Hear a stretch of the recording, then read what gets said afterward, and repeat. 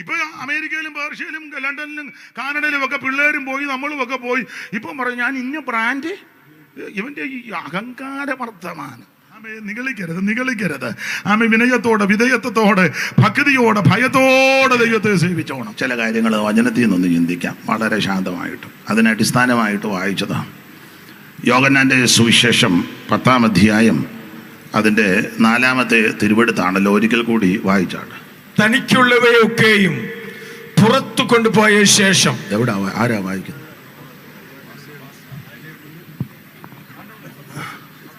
Pass തന്നെയാണ്. ഇപ്പൊ അങ്ങനെ ആരും വാക്യം വായിച്ചു തരുന്നില്ല. അതാ ദൈവദാസൻ ഒന്നുകൂടെ ഒന്ന് വായിച്ച് സഹായിച്ച ആ പദം തന്നെ. തനിക്കുള്ളവയൊക്കെയും പുറത്തു കൊണ്ടുപോയ ശേഷം. മതി. തനിക്കുള്ളവയെ ദൈവം പുറത്ത് കൊണ്ടുവരും. ഇന്ന് രാത്രിയിലും ഈ ദേശത്ത് പൊടിയാട്ടുവിള ഇതിൻ്റെ സമീപ സ്ഥലത്ത് ദൈവത്തിന് ആവശ്യമുള്ളവരെ ദൈവം പുറത്ത് കൊണ്ടുവരും. അത് വിശ്വസിക്കുന്ന ദൈവമക്കൾ കർത്താവിന് മഹത്വം കൊടുത്താണ്.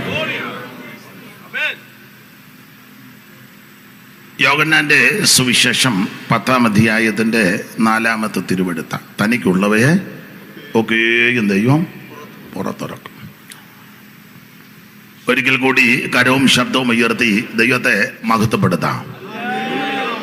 എന്താ പുറത്തിലെ രാജ്ഞി ചന്തമേറും ശോഭമൂലം. അന്തപുരത്തിലെ രാജ്ഞി ചന്തമേറും ശോഭ. അന്തപുരത്തിലെ രാജ്ഞി ചന്തമേറും ശോഭ മൂലം.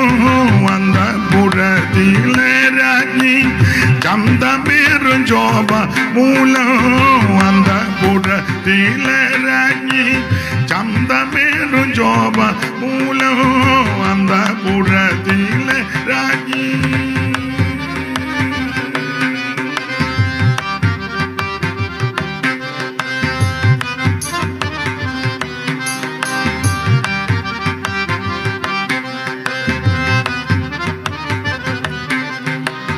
അന്തപുരത്തിലെ രാജ്ഞി ചന്തമേറും ശോഭ മൂലം.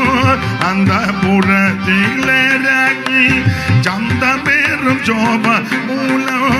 അന്തപുരത്തിലെ രാജ്ഞി.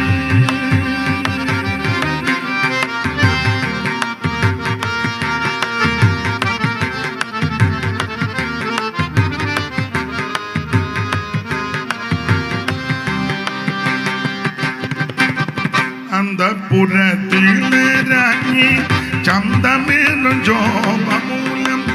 എന്തു പരിപൂർണ്ണയാമിവൾ അണിയും വസ്ത്രം പൊൻകസവ് കൊണ്ടു നെയ്തതാ.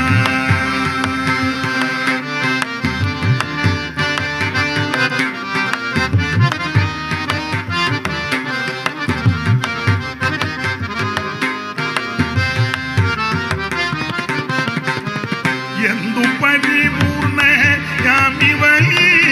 അണിയും വസ്ത്രം പൊൻകസവ് കൊണ്ടു നെയ്തതാ.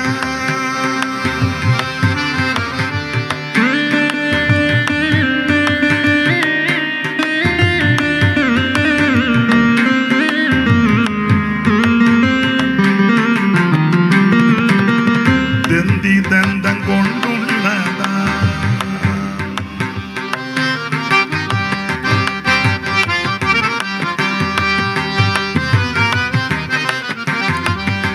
ദന്തം കൊണ്ടുള്ളതാ.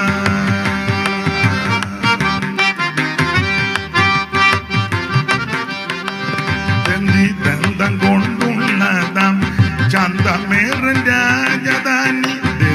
ദന്തം കൊണ്ടുള്ളതാ.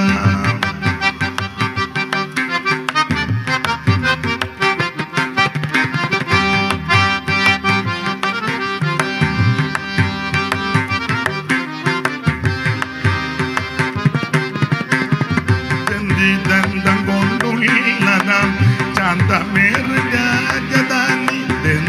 ദന്തം കൊണ്ടുള്ളതാ.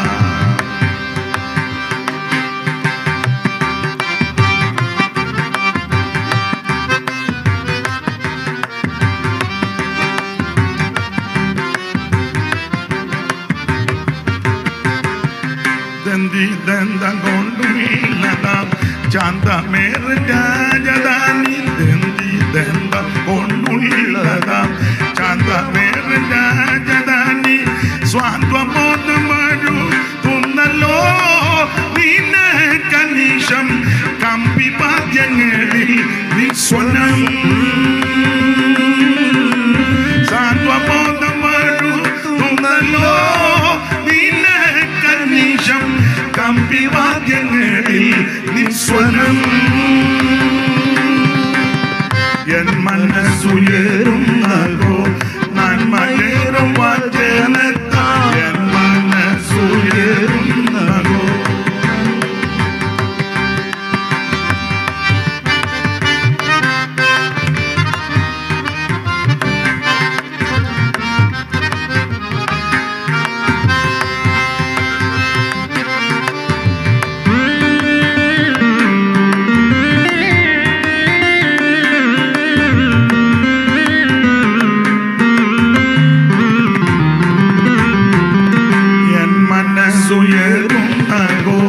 നന്മയേറും വചനത്താൽ എൻ മനസ്സുയരുന്നതോ നന്മയേറും വചനത്താൽ ചിന്മയരാജനെ കുറിച്ച് പാടിയ കഥ ചെമ്മയോടറിയിടുന്നു. ചിന്മയരാജനെ കുറിച്ച് പാടിയ കഥ ചെമ്മയോടറിയിടുന്നു. ചിന്മയരാജനെ കുറിച്ച് പാടിയ കഥ ചെമ്മയോടറിയിടുന്നു.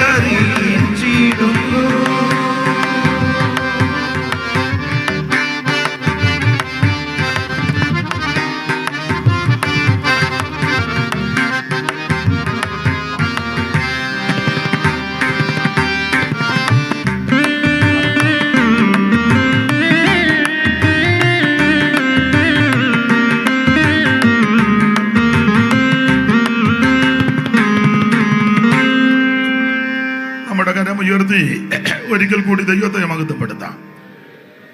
യോഹന്നാന്റെ സുവിശേഷം 10-ാം അധ്യായത്തിന്റെ 4-ാമത്തെ വാക്യമാണ് ഇന്ന് രാത്രിയിലെ തിരുവചന ചിന്തയ്ക്ക് അടിസ്ഥാനമായിട്ട് വായിച്ചത്. ഈ പരുവത്തിന് നിൽക്കട്ടോ. അല്ല, ചെയ്ത നല്ല പറഞ്ഞു. ഈ പരുവത്തിന് നിൽക്കണമെന്നാ പറഞ്ഞു. ചെയ്ത നല്ലല്ലോ ഞാൻ പറഞ്ഞു. ഈ പരുവത്തിന് നിൽക്കണമെന്നാ. പുള്ളിക്ക് അങ്ങ് അവിശ്വാസമാണ്. എല്ലാം അങ്ങ് ചെയ്യുന്നുണ്ട്. അതായിരിക്കും ഇത് നല്ല. ഇതിങ്ങനെ നിൽക്കട്ടെ. കഴിഞ്ഞ രാത്രികളിൽ ശ്രേഷ്ഠരായ ദൈവദാസന്മാരെ ഇവിടെ ദൈവം ശക്തമായിട്ട് ഉപയോഗിച്ചു. വീണ്ടും ദൈവം അവരെ ശക്തമായിട്ട് ഉപയോഗിക്കട്ടെ എന്ന് ഞാനും പ്രാർത്ഥിക്കുന്നു. ഓർപ്പിച്ച് അറിവുള്ളതുപോലെ ഇന്നും നാളെയും നമുക്ക് ദൈവകൃപയിൽ ശരണപ്പെട്ട് ശാന്തമായ അന്തരീക്ഷത്തിൽ വളരെ ലളിതമായിട്ട് തിരുവചനത്തിൽ നിന്ന് ചിന്തിക്കും. അതിന് ദൈവം നമുക്കെല്ലാം കൃപ നൽകുമാറാകട്ടെ. ശ്രേഷ്ഠരായ അഭിഷിക്തന്മാരുടെ നീണ്ട നിരയുണ്ട്. എല്ലാവരെയും ഓർത്ത് ദൈവത്തെ സ്തുതിക്കുന്നു. നിങ്ങൾക്കും വന്ദനം. നിങ്ങളുടെ സഹകരണം പ്രതീക്ഷിക്കുക. മസിലൊന്നും പിടിച്ചിരിക്കരുത്. എനിക്ക് വേണ്ടിയും പ്രാർത്ഥിക്കണം. ഇടയ്ക്ക് വല്ല പ്രേരണ കിട്ടുകയാണെങ്കിൽ ഒരു കല്ലുവലിയ പറയുന്നതുകൊണ്ട് പ്രശ്നമൊന്നും ഉണ്ടാകുമെന്ന് എനിക്ക് തോന്നുന്നില്ല. ദൈവം നിങ്ങളെയും അനുഗ്രഹിക്കട്ടെ. നിങ്ങളുടെ സഹകരണം പ്രതീക്ഷിക്കുക. യോഹന്നാന്റെ സുവിശേഷം 10-ാം അധ്യായം 4-ാം വാക്യം, തനിക്കുള്ളവയൊക്കെയും പുറത്തു കൊണ്ടുപോയ ശേഷം. അപ്പൊ ദൈവത്തിന് ആവശ്യമുള്ളതിനേക്ക് ദൈവം പുറത്തിറക്കും. എപ്പോഴാന്ന് ചോദിച്ചാൽ നമ്മുടെ സമയത്തല്ല, ദൈവത്തിന്റെ സമയത്ത് ദൈവം അത് പുറത്തിറക്കും. വിശുദ്ധ തിരുവെഴുത്തിലെ ശ്രേഷ്ഠമേറിയ പുസ്തകമാണ് യോഹന്നാന്റെ സുവിശേഷം. ഈ പുസ്തകത്തിന്റെ വിശേഷത യേശുക്രിസ്തു ദൈവമാണെന്ന് തെളിയിക്കുക. ദൈവമാണെന്ന് തെളിയിക്കുക. നമുക്കറിയാം മത്തായി സുവിശേഷം യേശുക്രിസ്തു രാജാവാണെന്ന ആ എഴുത്തുകൾ. അതുകൊണ്ടാണ് 2-ാം അധ്യായത്തിൽ രാജാവായിട്ട് പറഞ്ഞവൻ എവിടെ നിന്നൊക്കെ ചോദിച്ചത്. യേശുക്രിസ്തു രാജാവാണ്. മർക്കോസ് ക്രിസ്തുയേശുവിൻ്റെ ദാസരൂപത്തെ വെളിപ്പെടുത്തി കാണിക്കുക. നമുക്കറിയാം ലൂക്കോസ് യേശുക്രിസ്തു സമ്പൂർണ്ണ മനുഷ്യൻ എന്നാണ് വരച്ചു കാട്ടിയിരിക്കുന്നത്. എന്നാൽ ഇതിൽ നിന്നെല്ലാം വ്യത്യസ്തമാണ് യോഹന്നാന്റെ സുവിശേഷം. യേശുക്രിസ്തു ദൈവമാണെന്ന് തെളിയിക്കുക. ഏകദൈവം, സത്യദൈവം, നിത്യദൈവം, ജീവനുള്ള ദൈവം ഒരേ ഒരു ദൈവം, അത് സർവജ്ഞനായ കർത്താവാണ്. യോഹന്നാന്റെ സുവിശേഷം ഞാൻ പ്രാരംഭത്തിൽ എല്ലാ ഇടങ്ങളിലും പറയുന്ന കാര്യം ഒന്നുകൂടെ അങ്ങ് ആവർത്തിക്കുക. അല്ല, അത് ആവർത്തിക്കണം. ദൈവത്തിന് മഹത്വം. കാരണം യേശുക്രിസ്തുവിനെയല്ലേ പറയുന്നേ. ഇവിടെ ഇരിക്കുന്നവർക്കെല്ലാം, പന്തലിലിരിക്കുന്നവർക്കും കേൾക്കുന്നവർക്കും പലർക്കും ഇവിടെ ഇരിക്കുന്നവർക്കും എല്ലാം ഇത് മനപാഠമാണ്. ഇപ്പം ഞാൻ പറയാൻ പോകുന്ന കാര്യം, ഈ അടുത്ത കാലത്ത് ഒരാൾ എന്നോട് പറഞ്ഞു, ഇനി അത് പറയണ്ടെന്ന്. എന്തുവാ? സുവിശേഷം പറയണ്ടെന്ന്. പുതിയ പോയിന്റ് വല്ലതും. ഇത്രയും പോയിന്റ് കേട്ടിട്ട് നമുക്കൊന്നും ഒരു ഗുണവും വരുന്നില്ലല്ലോ. അപ്പം പിന്നെ പോയിന്റ് കണ്ടമാനം കേൾക്കുന്നതല്ല, സുവിശേഷം കേൾക്കട്ടെ. അപ്പോൾ സുവിശേഷം ഇവിടെ ഇരിക്കുന്നവർക്ക് എല്ലാവർക്കും മനപാഠമായി. എങ്കിലും അങ്ങ് ചോദിക്കുക, എന്താണ് സുവിശേഷം? എന്താ സുവിശേഷം? നിങ്ങൾ യോഗം കഴിഞ്ഞ് അങ്ങോട്ട് പോകുമ്പോൾ ആരെങ്കിലും ചോദിക്കുക, എവിടെ പോയി? ഞങ്ങൾ സുവിശേഷ യോഗത്തിന് പോയതാ. അപ്പോൾ അവർ ചോദിക്കും, എന്തുവാ ഈ സുവിശേഷം? ആ സുവിശേഷം അത് അറിയാൻ മേലേ? അല്ല, എന്തോ ആ സുവിശേഷം? അത് ഇത്ര നാളായിട്ട് അറിയാൻ മേലേ സുവിശേഷം? ഇങ്ങനെ അല്ല മറുപടി. അപ്പം നമ്മൾ അതിന് ന്യായമായ മറുപടി കൊടുക്കണം. അപ്പം ഇന്ന് രാത്രി 1-2 കാര്യങ്ങളൊന്നും ചിന്തിക്കാം. നാളെ ഒരു അവസരത്തിൽ ആരെങ്കിലും ചോദിക്കുക, എവിടെ പോയതാ? സുവിശേഷ യോഗത്തിനല്ലേ? എന്തുവാ പരിപാടി? സുവിശേഷ യോഗം. അപ്പം എന്തുവാ സുവിശേഷം? അത് ചോദിച്ചാൽ അതിന് ന്യായമായ മറുപടി കൊടുക്കണം. പത്രോസിന്റെ 1-ാം ലേഖനം 3-ാം അധ്യായത്തിന്റെ 15-ാമത്തെ വാക്യത്തിൽ നിങ്ങളിലുള്ള പ്രത്യാശയെക്കുറിച്ച് ന്യായം ചോദിക്കുന്ന ഏവനോടും സൗമ്യതയും ഭയഭക്തിയും പൂണ്ട പ്രതിവാദം പറവാൻ എപ്പോഴും ഒരുങ്ങിയിരിക്കണം. തർക്കിക്കാനൊന്നുമല്ല, വാദിക്കാനല്ല, ഖണ്ഡനത്തിനൊന്നുമല്ല. അതിന് നമുക്ക് താല്പര്യമില്ല. ന്യായമായിട്ട് അറിയാനുള്ള തൃഷ്ണ കൊണ്ട് ചോദിക്കുകയാണെങ്കിൽ അത് സൗമ്യതയോടും ഭയഭക്തിയോടും പൂണ്ട പ്രതിവാദം പറയണം. അപ്പൊ ആരെങ്കിലും ചോദിക്കുക, എന്താ ഈ സുവിശേഷം? അപ്പൊ എന്താണ് സുവിശേഷം എന്ന് ചോദിച്ചാൽ വേറൊരു കാര്യം കൂടെ പറയാം. ഈ സുവിശേഷ പ്രസംഗത്തിന് ഒത്തിരി വിശേഷതയുണ്ട്. അതിൽ ഒരു വിശേഷത പറയാം. സുവിശേഷ പ്രസംഗത്തിന്റെ വിശേഷത, മറ്റു ധാരാളം പ്രസംഗങ്ങളുള്ള ലോകത്തിലാണ് നമ്മൾ ജീവിക്കുന്നത്. മതപ്രസംഗങ്ങളുണ്ട്. ഈയിടെ വണ്ടിയെ വന്നപ്പോൾ മരുന്ന് കച്ചവടക്കാരും പ്രസംഗിക്കുന്നു. അത് നല്ല പ്രസംഗമാണ്. അങ്ങാടി മരുന്നിൻ്റെ പേരല്ല, ഇടംപെരി, വലംപെരി, കടുക്ക, താനിക്ക, ജാതിക്ക, ഇതെല്ലാം എനിക്കറിയത്തില്ല പറയാൻ. നല്ല പ്രസംഗമാണ്. പണ്ട് ഒരു സിനിമാ പാട്ട് എൻ്റെ അമ്മ രക്ഷിക്കപ്പെടുന്നതിന് മുമ്പ് പാടി കേട്ടിട്ടുണ്ട്. സിനിമാ പാട്ടാണ്. അതിന് അനിലിനറിയാവോ എന്നറിയത്തില്ല. പഴയ സിനിമാ പാട്ടാണ്. കുഞ്ഞാച്ചാൻ അറിയും. പുള്ളി ആത്മീയത്തിലെ ഒന്നും അറിയാം, പുള്ളിക്കൊന്നും അറിയത്തില്ല പാവം. ഒരു സിനിമാ പാട്ട്, അങ്ങാടി മരുന്നുകൾ ഞാൻ ചൊല്ലിത്തരാ ഓരോന്ന, കേട്ടിട്ടില്ലേ? അനിലിനറിയാം. നമ്മൾ രണ്ടും കൂടെ അത് പാടിയ അമ്മമാരെല്ലാം കൂടെ നമ്മളെ കൊല്ലും. ഇപ്പം രണ്ടും ആത്മീയ പാട്ടൊന്നുമല്ല. അപ്പം അങ്ങാടി മരുന്നുകൾ, അത് ആ മരുന്ന് കച്ചവടക്കാരൻ എന്ത് രസകരമായിട്ടാണ് അത് അവതരിപ്പിക്കുന്നത്. ഉളുക്കിനും ഒടിവിനും ചതവിനും ഒക്കെ നല്ല പ്രാസം ഒപ്പിച്ചാ പുള്ളി പറയാൻ. അപ്പം മരുന്ന് കച്ചവടക്കാരൻ പ്രസംഗിക്കുന്നത് നല്ല പ്രസംഗമാണ്. മതപ്രസംഗങ്ങൾ നടക്കുന്നുണ്ട്. മതപ്രസംഗം, മരുന്ന് കച്ചവടക്കാരും മരുന്നിൻ്റെ പേരുകളും ആ മരുന്ന് എന്തിനൊക്കെ ഉതകും, അതാ പുള്ളിയുടെ പ്രസംഗത്തിൻ്റെ വിഷയം. മതപ്രസംഗമുണ്ട്. ഞങ്ങളുടെ മതമാണ് ഏറ്റവും നല്ല മതം, ഞങ്ങളുടെ മതത്തിൽ പെട്ടാത്തവനെ തട്ടിക്കളയെന്ന് പറയുന്ന ആൾക്കാരും ഉണ്ട്. ഒത്തിരി ഉണ്ട്. പേര് പറയണോ? വേണ്ട, നമുക്ക് നാളെ യോഗം ഉള്ളതല്ലേ. ഞങ്ങളുടെ മതത്തിൽ ചേർന്നില്ലേ അവനെ അന്നേരം കണ്ടിക്കാനാ പറയുന്നത്. ഇത്ര പേരെ കണ്ടിച്ചു വന്നാൽ നിനക്ക് സ്വർഗത്തിൽ പ്രത്യേക സീറ്റ്. അതിന് അവൻ രാവിലെ ഒടുവാളുമായിട്ട് അങ്ങ് ഇറങ്ങുക, കാണുന്നവനെല്ലാം. അതാ അരി, അതാ കണ്ടിക്കുക എന്നുള്ളതിൽ നല്ലത് അതാ അരി. അപ്പൊ ഈ മതപ്രസംഗമുണ്ട്. അതാ മതത്തിന്റെ കാര്യമാണ് പറയുന്നത്. സാമൂഹിക വിഷയങ്ങളെ അടിസ്ഥാനമാക്കി പ്രസംഗിക്കുന്നവരുണ്ട്. കേരളം കണ്ടതിലെ വളരെ പ്രശസ്തനായ ഒരു പ്രസംഗത്തിലെ പ്രധാനപ്പെട്ടയാളായിരുന്നു സുകുമാർ അഴീക്കോട്. വളരെ പ്രഗത്ഭനായ മനുഷ്യൻ. ഏത് വിഷയവും പുള്ളി പ്രസംഗിക്കുവന്ന ഞാനും അല്പം കേട്ടിട്ടുണ്ട്. ഒരിക്കൽ നമ്മുടെ പെന്തിക്കോസുകാർ പിള്ളേരെ പുള്ളിയിട്ടൊക്കെ ചെന്ന് ചോദിച്ചു, സാറേ ഞങ്ങളുടെ ഒരു യോഗത്തിന് വന്ന് പ്രസംഗിക്കാമോ? അപ്പോൾ അദ്ദേഹം ചോദിച്ചു, എന്തോ യോഗമാവനെ? യൂത്തിൻ്റെ മീറ്റിങ്ങാണ്. ഏത് സഭയാണെന്നൊന്നും ഞാൻ പറയുന്നില്ല, യൂത്ത്. അപ്പോൾ അദ്ദേഹം ചോദിച്ചു, എവിടാ മോനെ? ഇന്നെടുത്താന്ന് പറഞ്ഞു. അപ്പം വരാം, പ്രസംഗിക്കാം. അപ്പോൾ അതിലെ ഒരു വിദ്വാൻ ചോദിച്ചു, സാറ് ബൈബിളിൽ നിന്ന് പ്രസംഗിക്കുമോന്ന്? ബൈബിളിൽ നിന്ന്. അപ്പോൾ പുള്ളി മറുപടി, ബൈബിളിലെ ഏത് പുസ്തകത്തിൽ നിന്ന് പ്രസംഗിക്കണമെന്ന്? ഏത് പുസ്തകത്തിൽ നിന്ന് പ്രസംഗിക്കണം? 66 ഉണ്ടല്ലോ, അതിലേതിൽ നിന്ന് പ്രസംഗിക്കണമെന്ന്. അഴീക്കോട് അങ്ങോട്ട് ഉടനെ അതിലെടുത്തും പറഞ്ഞു, അവനും ഇതുവാന് സാർ ഉത്തമഗീതത്തിൽ നിന്ന് പ്രസംഗിക്കുമെന്ന്. ഉത്തമഗീതത്തിൽ നിന്ന് വിശേഷിച്ച 7-8 അധ്യായത്തിൽ നിന്ന്. പിള്ളേരല്ലേ, മാസ്റ്റർമാർക്ക് മനസ്സിലായി കാര്യം എന്നാന്ന്. അപ്പം പുള്ളി ഉടനെ ചോദിച്ചു 7-8 അധ്യായത്തിലെ ഏത് വിഷയം പറയണം. അപ്പൊ പിള്ളേരൊരു വിഷയം പറഞ്ഞു. പുള്ളി അത് ഏതാണ്ട് 3 മണിക്കൂർ പ്രസംഗിച്ചു. ഉത്തമഗീതം നമുക്ക് ആ കൂടെ അറിയാവുന്ന എൻ്റെ പ്രിയനോ വെണ്മയും ചുവപ്പുള്ള നമ്മളിങ്ങനെ ഇരിക്കുകയും.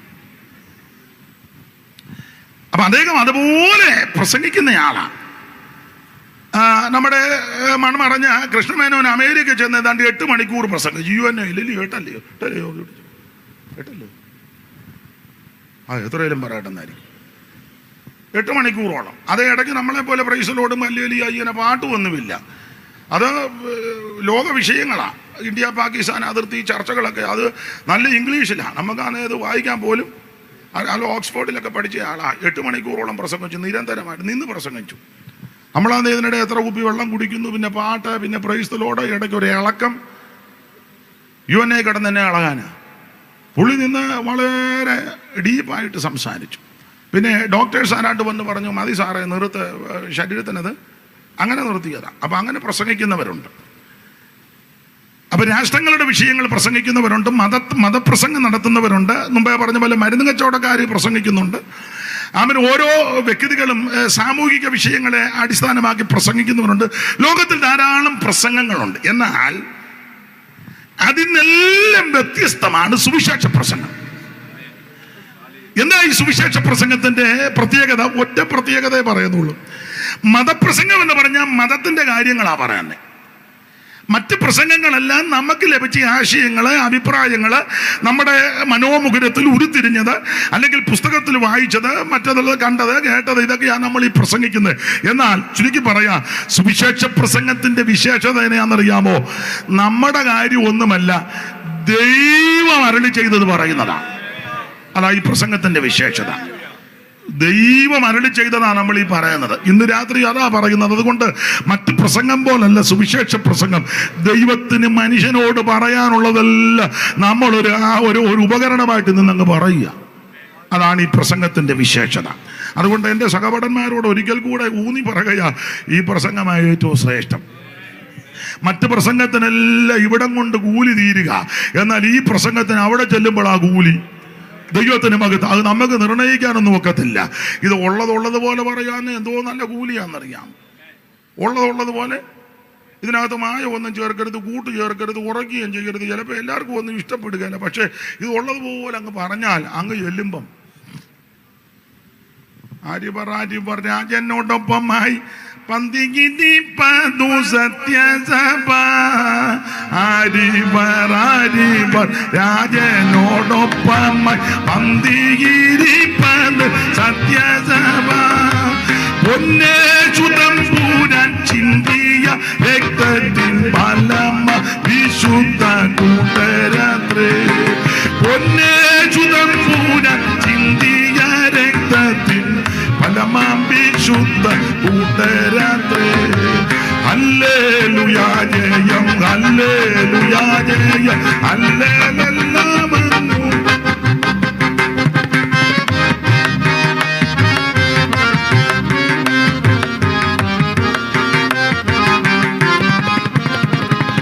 മനസ്സേനഗണം നോക്കി നോക്കി നിന്ന് അത്ഭുതപ്പെട്ടിടും.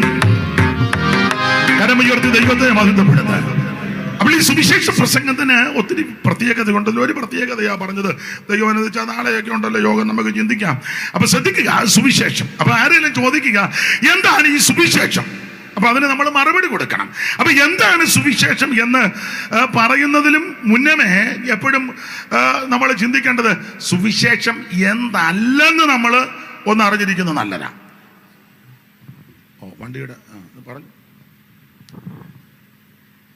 KL 25B 7449 ഓൾട്ടോക്കാർ ഈ റോഡ് ബ്ലോക്ക് ചെയ്തിട്ട് കിടക്കുകയാണ്. ദയവായി ഉടൻ തന്നെ അത് മാറ്റി കൊടുക്കണം. ഇത് പറയുന്നത് ക്ഷമിക്കണം. ദയവായി പാർക്കിംഗ് തൊട്ട് മുകളിലുണ്ട്. അവിടെ നമ്മൾ ക്രമീകരിച്ചിട്ടുണ്ട്. നിങ്ങൾക്ക് അവിടെ സൗകര്യമുണ്ട്. റോഡ് ബ്ലോക്ക് ചെയ്ത് വണ്ടികളിടല്ലേ. അജാൻ്റെ ആന്നോ വണ്ടി? ആന്നോ? ആരുടെയാ വണ്ടി? വണ്ടിക്ക് ഇപ്പോൾ ആളുമില്ലേ? അതാ പോലീസിനെ വിളിച്ച് പറയാം ഒരു വണ്ടി ഇവിടെ കിടക്കുന്നത്.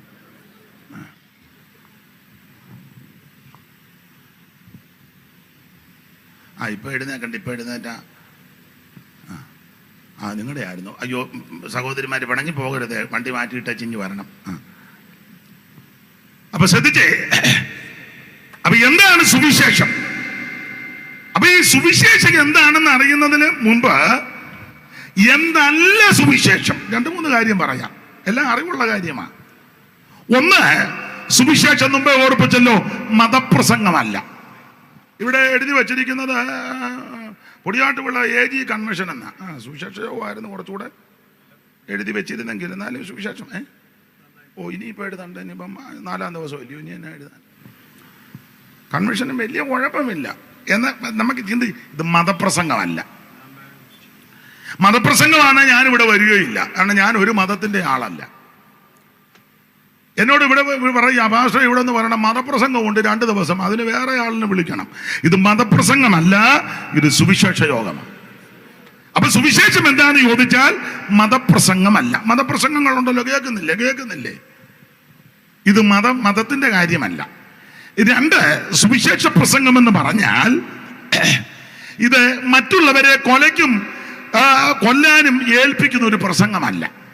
എന്ന് പറഞ്ഞാൽ ചിലരുടെ പ്രസംഗം കേട്ടാൽ ചിലർ അന്നേരം കത്തി എടുത്തുകൊണ്ട് ഓടുക മറ്റവൻ്റെ പള്ളയെ കയറ്റാൻ. അതുപോലത്തെ പ്രസംഗിക്കുന്ന ആൾക്കാരുണ്ട്. എന്ന് പറഞ്ഞാൽ അവർ പ്രസംഗിച്ചുകൊണ്ട് സ്ഥാപിക്കുന്നത് ഇവിടെ നമ്മൾ മാത്രം മതി, വേറെ ആരും വേണ്ട. ഇത് കേട്ട് വെച്ച് ഒരു വട്ടുപിടിച്ച തള്ളയൊക്കെ ഉണ്ട്. ഇത് കേട്ട് കഴിഞ്ഞാൽ അന്നേരം അവൻ കത്തിയും തേച്ചുകൊണ്ട് ഓടും മറ്റവൻ്റെ പള്ളെ. നിങ്ങളിങ്ങനെ പമ്മിയിരിക്കുന്നത് പേടിച്ചു ഉള്ള കാര്യമായി പറഞ്ഞു. അപ്പം അങ്ങനെയുള്ള സഹോദരന്മാരുമുണ്ട്, സഹോദരിമാരുമുണ്ട്. എങ്ങനെ മതപ്രസംഗങ്ങൾ നടത്തി മറ്റുള്ളവൻ്റെ പള്ളെ കത്തി കയറ്റാൻ പ്രേരണ കൊടുക്കുന്ന പ്രസംഗമുണ്ട്. ഇത് സുവിശേഷ പ്രസംഗം അപരനെ കൊലയ്ക്ക് കൊടുക്കുന്ന പ്രസംഗമല്ല. 3, ഇത് കുറച്ച് തത്വജ്ഞാനങ്ങളോ തത്വസംഹിതകളോ അല്ലെങ്കിൽ പ്രത്യയ ശാസ്ത്രങ്ങളെ അവൻ നിരത്തുന്ന പ്രസംഗമല്ലിത്. അതൊക്കെ ഒരു പരിധി വരെ മനുഷ്യനെ ഗുണം ചെയ്യും. പക്ഷേ ഈ പ്രസംഗം ഇത് സുവിശേഷ പ്രസംഗമാണ്. അപ്പോൾ ഇത് മതപ്രസംഗമല്ല, മറ്റുള്ളവനെ കൊലയ്ക്ക് കൊടുക്കാൻ പ്രേരണ കൊടുക്കുന്ന പ്രസംഗമല്ല, മറ്റ് പ്രത്യയ ശാസ്ത്രങ്ങളോ തത്വജ്ഞാനങ്ങളോ പറയുന്നതല്ല ഈ പ്രസംഗം. സുവിശേഷം അതല്ല. മാത്രമല്ല, സുവിശേഷം എന്ന് പറഞ്ഞാൽ മതം മാറ്റുന്ന മാർഗവുമല്ല. ഇന്ന മതത്തിൽപ്പെട്ട വ്യക്തിയെ ഇന്ന മതത്തിലോട്ട് കൊണ്ടുവന്ന് സ്ഥാപിക്കുന്ന അല്ലെങ്കിൽ ചേർക്കുന്ന മാർഗമല്ല. അതല്ല സുവിശേഷം. സുവിശേഷം എന്ന് പറഞ്ഞാൽ മതം മാറ്റുന്ന മാർഗമല്ല. സുവിശേഷം എന്ന് പറഞ്ഞാൽ സഭ മാറ്റുന്ന മാർഗമല്ല. ഇന്ന സഭയിൽ നിന്ന് ആളിനെ പൊക്കിയെടുത്ത് ഇന്ന സഭയിലോട്ട് കൊണ്ട് വെച്ചു. ഇവിടെ നട്ട ചൊറിയെണ്ണം എടുത്ത് അപ്പുറത്തെ പറമ്പിൽ വെച്ചു. ചൊറിയെണ്ണത്തിന് ചൊറിച്ചിലൊന്നും മാറുകയില്ല. കത്തോലിക്കെന്ന് എടുത്ത് യാക്കോബ വെച്ചു, ചൊറിച്ചിൽ മാറുപോയി. യാക്കോബ് എന്നെടുത്ത് ഓർത്തഡോക്സിലിട്ടു, ചൊറിച്ചിൽ മാറുമോ. ഓർത്തഡോക്സ് എന്ന് ബ്രദറിലിട്ടു, അവിടെ ഇവൻ ചൊറിയുക. ബ്രദറിൽ നിന്ന് എടുത്ത് ബെന്തിക്കോസ് വന്നു, ആകെ കിടന്ന് ചൊറിയുക. ഇതിൻ്റെ വ്യത്യാസം വരുന്നില്ലല്ലോ സ്വഭാവത്തിന്. സ്ഥലം മാറുന്നേ ഉള്ളൂ, വസ്തു മാറിയെന്നേ ഉള്ളൂ. അപ്പോൾ ഇത് അങ്ങനെ ഉള്ള ഒരു പ്രസംഗമല്ലിത്. സുവിശേഷം അതല്ല. സഭ മാറ്റുന്നതല്ല, മതം മാറ്റവുമല്ല, സംഘടന മാറുന്നതുമല്ല. ചിലര് ഏത് സംഘടനയിലാണെന്ന് അവർക്ക് തന്നെ അറിയത്തില്ല. കാരണം ഓരോ ആഴ്ചയിലും ഓരോ സംഘടന ഉണ്ട്. പണ്ട് ഒരാളുണ്ടായിരുന്നു ബോർഡ് ഇങ്ങനെ വെക്കും. കാരണം ആര് വന്നാലും ബാങ്കുകാരുടെ ഇത് കൊടുക്കാണ്ട് എല്ലാ ബാങ്കിൽ നിന്ന് ലോൺ എടുത്തിട്ടുണ്ട്. അവർ സ്റ്റേറ്റ് ബാങ്കിൽ നിന്ന് ഉടനെ അവർ നോക്കുമ്പോൾ അത് കഴിഞ്ഞപ്പം ഫെഡറൽ ബാങ്കിൽ നിന്ന് വന്നുടനെ അതെടുത്ത് കാണിച്ചു.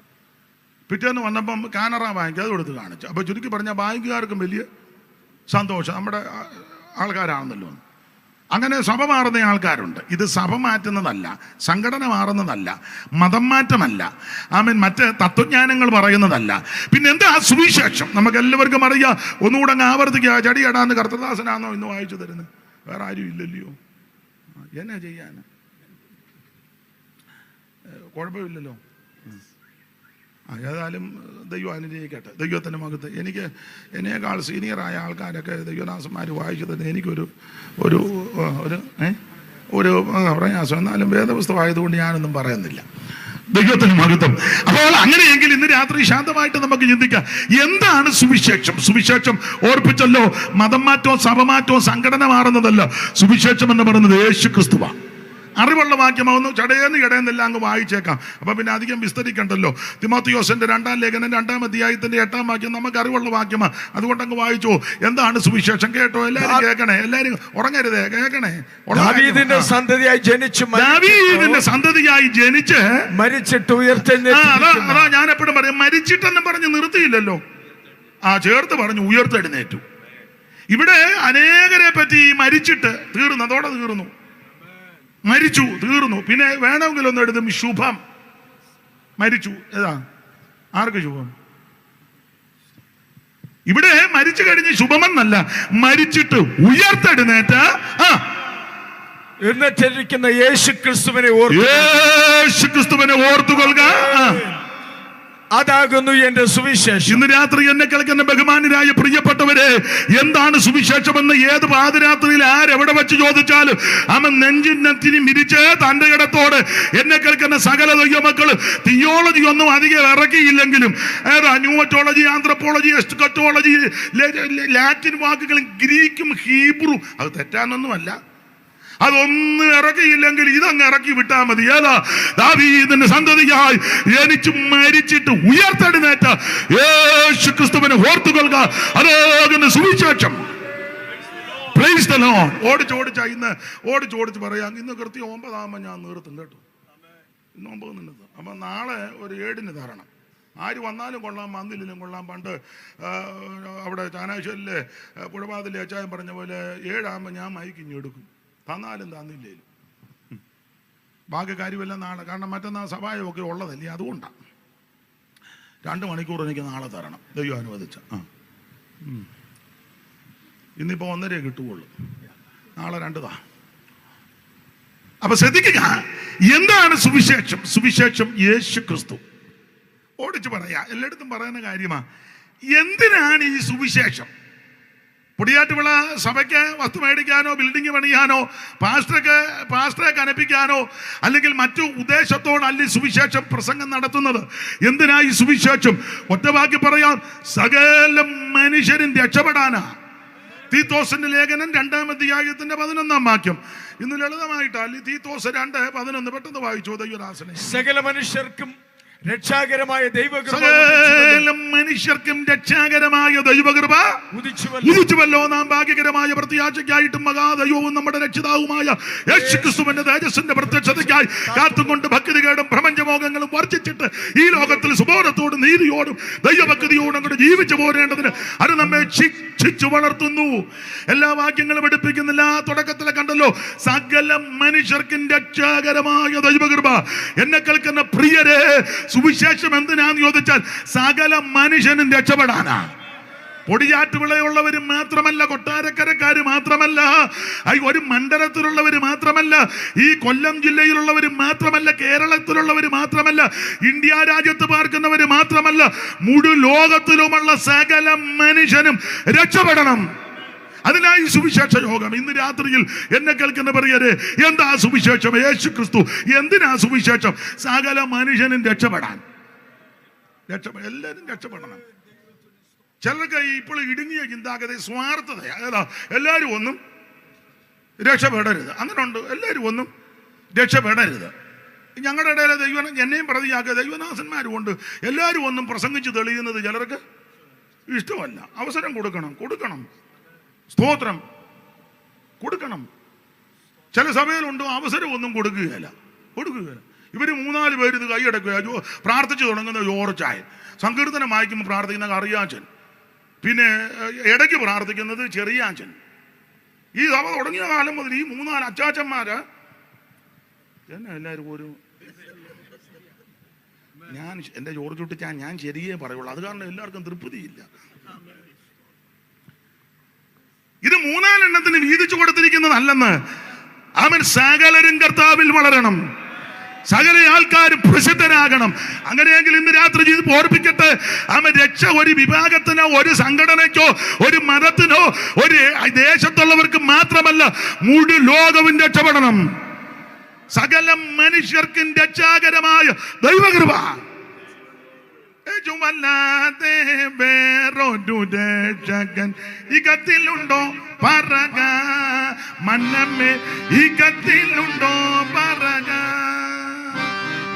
യേശുവല്ലാതെ വേറൊരു രക്ഷകൻ ഇകത്തിലുണ്ടോ പറക, മന്നമ്മേ ഇകത്തിലുണ്ടോ പറക.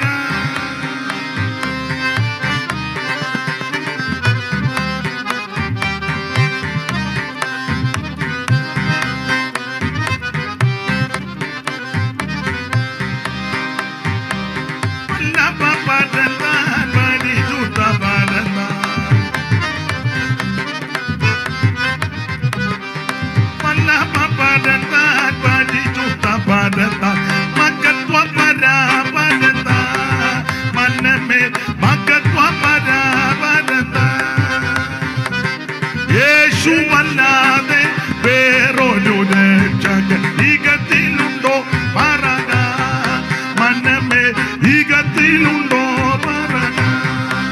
കരമുയർത്തി ദൈവത്തെ മഹത്വപ്പെടുത്ത്. ഇന്ന് രാത്രി എന്നെ കേൾക്കുന്ന പ്രിയരെ, എന്താണ് സുവിശേഷം? യേശു ക്രിസ്തു. എന്തിനാ സുവിശേഷം? സകല മനുഷ്യനും രക്ഷപ്പെടാൻ. എല്ലാവരും രക്ഷപ്പെടണം, എല്ലാവരും രക്ഷപ്പെടണം. സ്വാർത്ഥതയൊന്നും പാടില്ല. സ്തോത്രം. എല്ലാവരും ഞങ്ങളുടെ ഒരു വലിയമ്മ പറയും പോലെ ഒന്നേ വഴുകാവൂ എനിക്ക് കിട്ടാവൂ. അങ്ങനെയുള്ള ഒന്നേ വഴുകാവൂ അത് എനിക്ക് അല്ല, എല്ലാം വഴുക്കണം, എല്ലാവർക്കും കിട്ടട്ടെ, സകല മനുഷ്യനും രക്ഷപ്പെടട്ടെ. ആട്ടെ, മുമ്പോട്ട് പോകാം, മുമ്പോട്ട് പോകാം. ഇനി ആരായി സുവിശേഷം കേൾക്കേണ്ടത്? എല്ലാവരും കേൾക്കണം. 2 വാക്യം വായിച്ചു. മർക്കോസിന്റെ സുവിശേഷം 16-ാം അധ്യായത്തിന്റെ 15-ാം വാക്യവും 13-ാം അധ്യായത്തിന്റെ 10-ാം വാക്യവും വായിച്ചു. 16, 15, 13, 10 അറിവുള്ള വാക്യമാണ്. 16. പിന്നെ അവൻ അവരോട്, നിങ്ങൾ ഭൂലോകത്തിലൊക്കെയും പോയി സകല സൃഷ്ടിയോടും സുവിശേഷം പ്രസംഗിക്കുക. എല്ലാ സൃഷ്ടിയോടും ഇത് പറയണം. സകല സൃഷ്ടിയോടും. ഈ കാണുന്ന ഭൂചരകേചര വസ്തുക്കൾ, ജരാചരങ്ങൾ, അണ്ടകടാകങ്ങൾ, ബ്രഹ്മാണ്ട, ഓടിടാണ്ടം എന്ന് വേണ്ട ഈ സകല സൃഷ്ടികളോടും, അത് എല്ലാ സൃഷ്ടികളും ഇതിനകത്ത് ഉൾപ്പെടും. സകല സൃഷ്ടികളോടും സുവിശേഷം അറിയിക്കണം. 13-ന്റെ 10 ചേർത്ത് വായിച്ചോ കർത്തൃദാസനെ. എന്നാൽ സുവിശേഷം മുമ്പേ സകല ജാതികളോടും പ്രസംഗിക്കണം. ഈ ഇടയ്ക്ക് കയറി പറയാം, ജാതിയും മതവും മാർഗവും മരണവും ഒക്കെ മനുഷ്യനുണ്ടാക്കിയതാ. അതെ, ഞാൻ എല്ലായിടത്തും പറയും. ചിലർക്ക് ഇപ്പോഴും ചില ചിന്തയുണ്ട്, ഞങ്ങൾ ഇച്ചിരി കൂടിയതാ, അവൻ ഇച്ചിരി കുറഞ്ഞതാ, മറ്റവൻ അത്ര പോരാ, ഇവന് വലിയ തരക്കേടില്ല. സഭയ്ക്കകത്ത് വന്നാലും ഇതൊക്കെ ഉണ്ട്. ഇല്ലെന്ന് എന്നോട് പറയരുത്. ആട്ടെ, ഇപ്പൊ നിങ്ങൾ ചിന്തിക്കുക, ഇയാളെ നാളെ വിളിക്കാതിരിക്കുന്നതാ? നാളെ ഇതൊക്കെ തന്നെ. വേദപുസ്തകത്തിന്റെ ഉപദേശം പറയാം, സകല മനുഷ്യനും ഒറ്റയൊരുത്തന്റെ സന്തതിയാണ്. തെളിവിന് വാക്യം വായിച്ചു. അറിവുള്ള വാക്യമാണല്ലോ. 17-26 അല്ലയോ? അപ്പോസ്തല പ്രവൃത്തി 17-26. ഇതെല്ലാം നമുക്ക് മനപ്പാടമുള്ള വാക്യമായിരിക്കും. ഭൂതലത്തിലെങ്ങും കുടിയിരിപ്പാൻ അവൻ ഒരുത്തനിൽ നിന്ന് മനുഷ്യജാതിയൊക്കെ എല്ലാ സകല എണ്ണം ഒറ്റ ഒരുത്തൻ്റെതാണ്. ഈ അടുത്ത കാലത്ത് ഒരു വലിയ വിവാദം നടക്കാം. വംശശുദ്ധി, രക്തശുദ്ധി ഒന്നും അറിഞ്ഞില്ലയോ? ഒന്നും കണ്ടില്ലല്ലയോ? വംശശുദ്ധി, രക്തശുദ്ധി. സ്തോത്രം. അപ്പൊ കോടതി വിധിച്ചു, വെടലത്തര ഒന്നും പറയരുത്, യഹൂദനെന്നോ യവനനെന്നോ, എല്ലാവരും ക്രിസ്തുവിൽ. ബഹുമാനപ്പെട്ട കോടതി, ഹൈക്കോടതി. പോയവനെല്ലാം ചൂട്ട് പോലെ. എന്നെ അങ്ങോട്ടും ഇങ്ങോട്ടും എല്ലാം പമ്മി നോക്കുന്നേ. ഞാൻ വിധിച്ച കാര്യമല്ല, ഹൈക്കോടതി വിധിച്ച കാര്യമാണ് പറഞ്ഞത്. ബഹുമാനപ്പെട്ട കോടതിക്ക് അതിന്റെ നല്ല കാഴ്ചപ്പാട് കിട്ടി. ഈ പുസ്തകം എടുത്തുകൊണ്ട് നടക്കുന്ന ഇവൻ ഒറ്റ ഒരുത്തന് BTH, BD, MTY, MTH, പിന്നെ റിസർച്ച്. എന്തുവാ റിസർച്ച്? ദൈവം ഉണ്ടോ ഇല്ലയോ? ഇവനൊന്നും ഒരു വെളിവും വെള്ളിയാഴ്ച ഇല്ല. ദൈവത്തിന് മഹത്വം. പുസ്തകം പഠിപ്പിക്കുന്നത് എന്നാന്നറിയാമോ? ഭൂതലത്തിലെങ്ങും കുടിയിരിക്കുവാൻ ഒരുത്തനിൽ നിന്ന് അതിമനുജനാം ആദാമിൽ കൂടല്ലോ, ആദിമനുജനാം ആദാമിൽ കൂടല്ലോ, ആദിമനുജനാം ആദാമിൽ കൂടല്ലോ, ആദിമ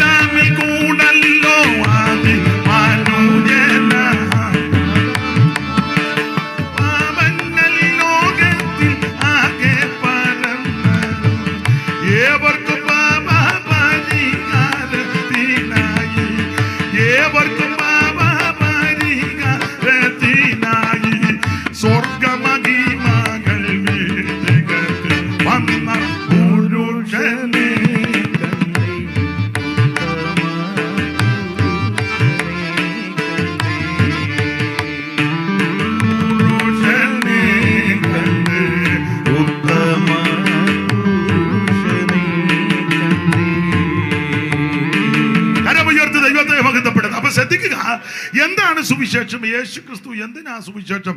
സകല മനുഷ്യനും രക്ഷപ്പെടാൻ. ആരാ ഇത് കേൾക്കേണ്ടത്? സകല സൃഷ്ടികളും സകല ജാതികളും ഇത് കേൾക്കണം.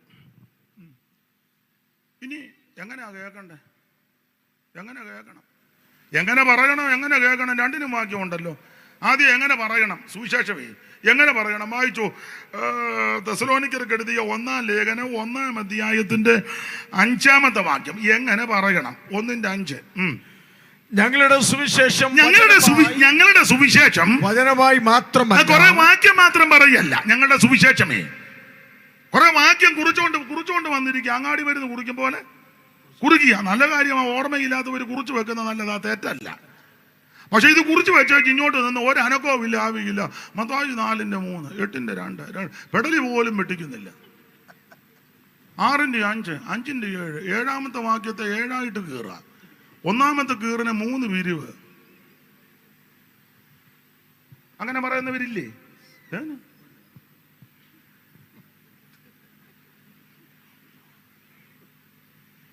വാക്യം കറക്റ്റാ, കൃത്യമാണ്.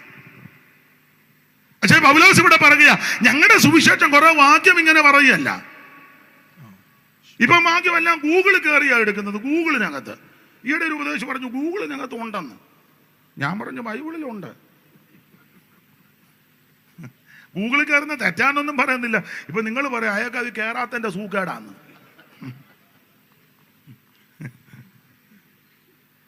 ദൈവത്തിന് മഹത്വം.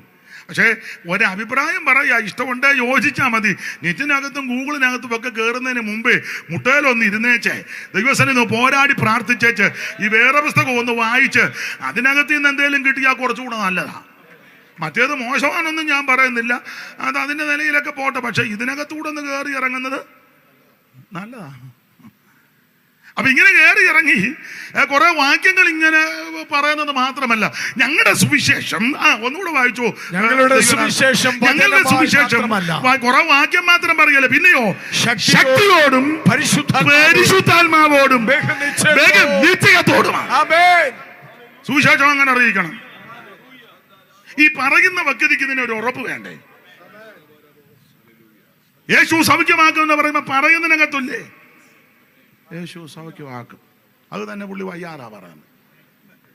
കേൾക്കുന്നവൻ പറയാം പുള്ളീനെ ആദ്യം ഒന്ന് അഡ്മിറ്റ് ആക്കി. എവിടെ മണ്ണിലാണോ കൊണ്ടുപോകുന്നത് അതോ അടൂരാണോ? പുള്ളിക്ക് വയ്യല്ലോ. ഇത് കേൾക്കുന്നവനൊരു വിശ്വാസം വരണ്ടേ?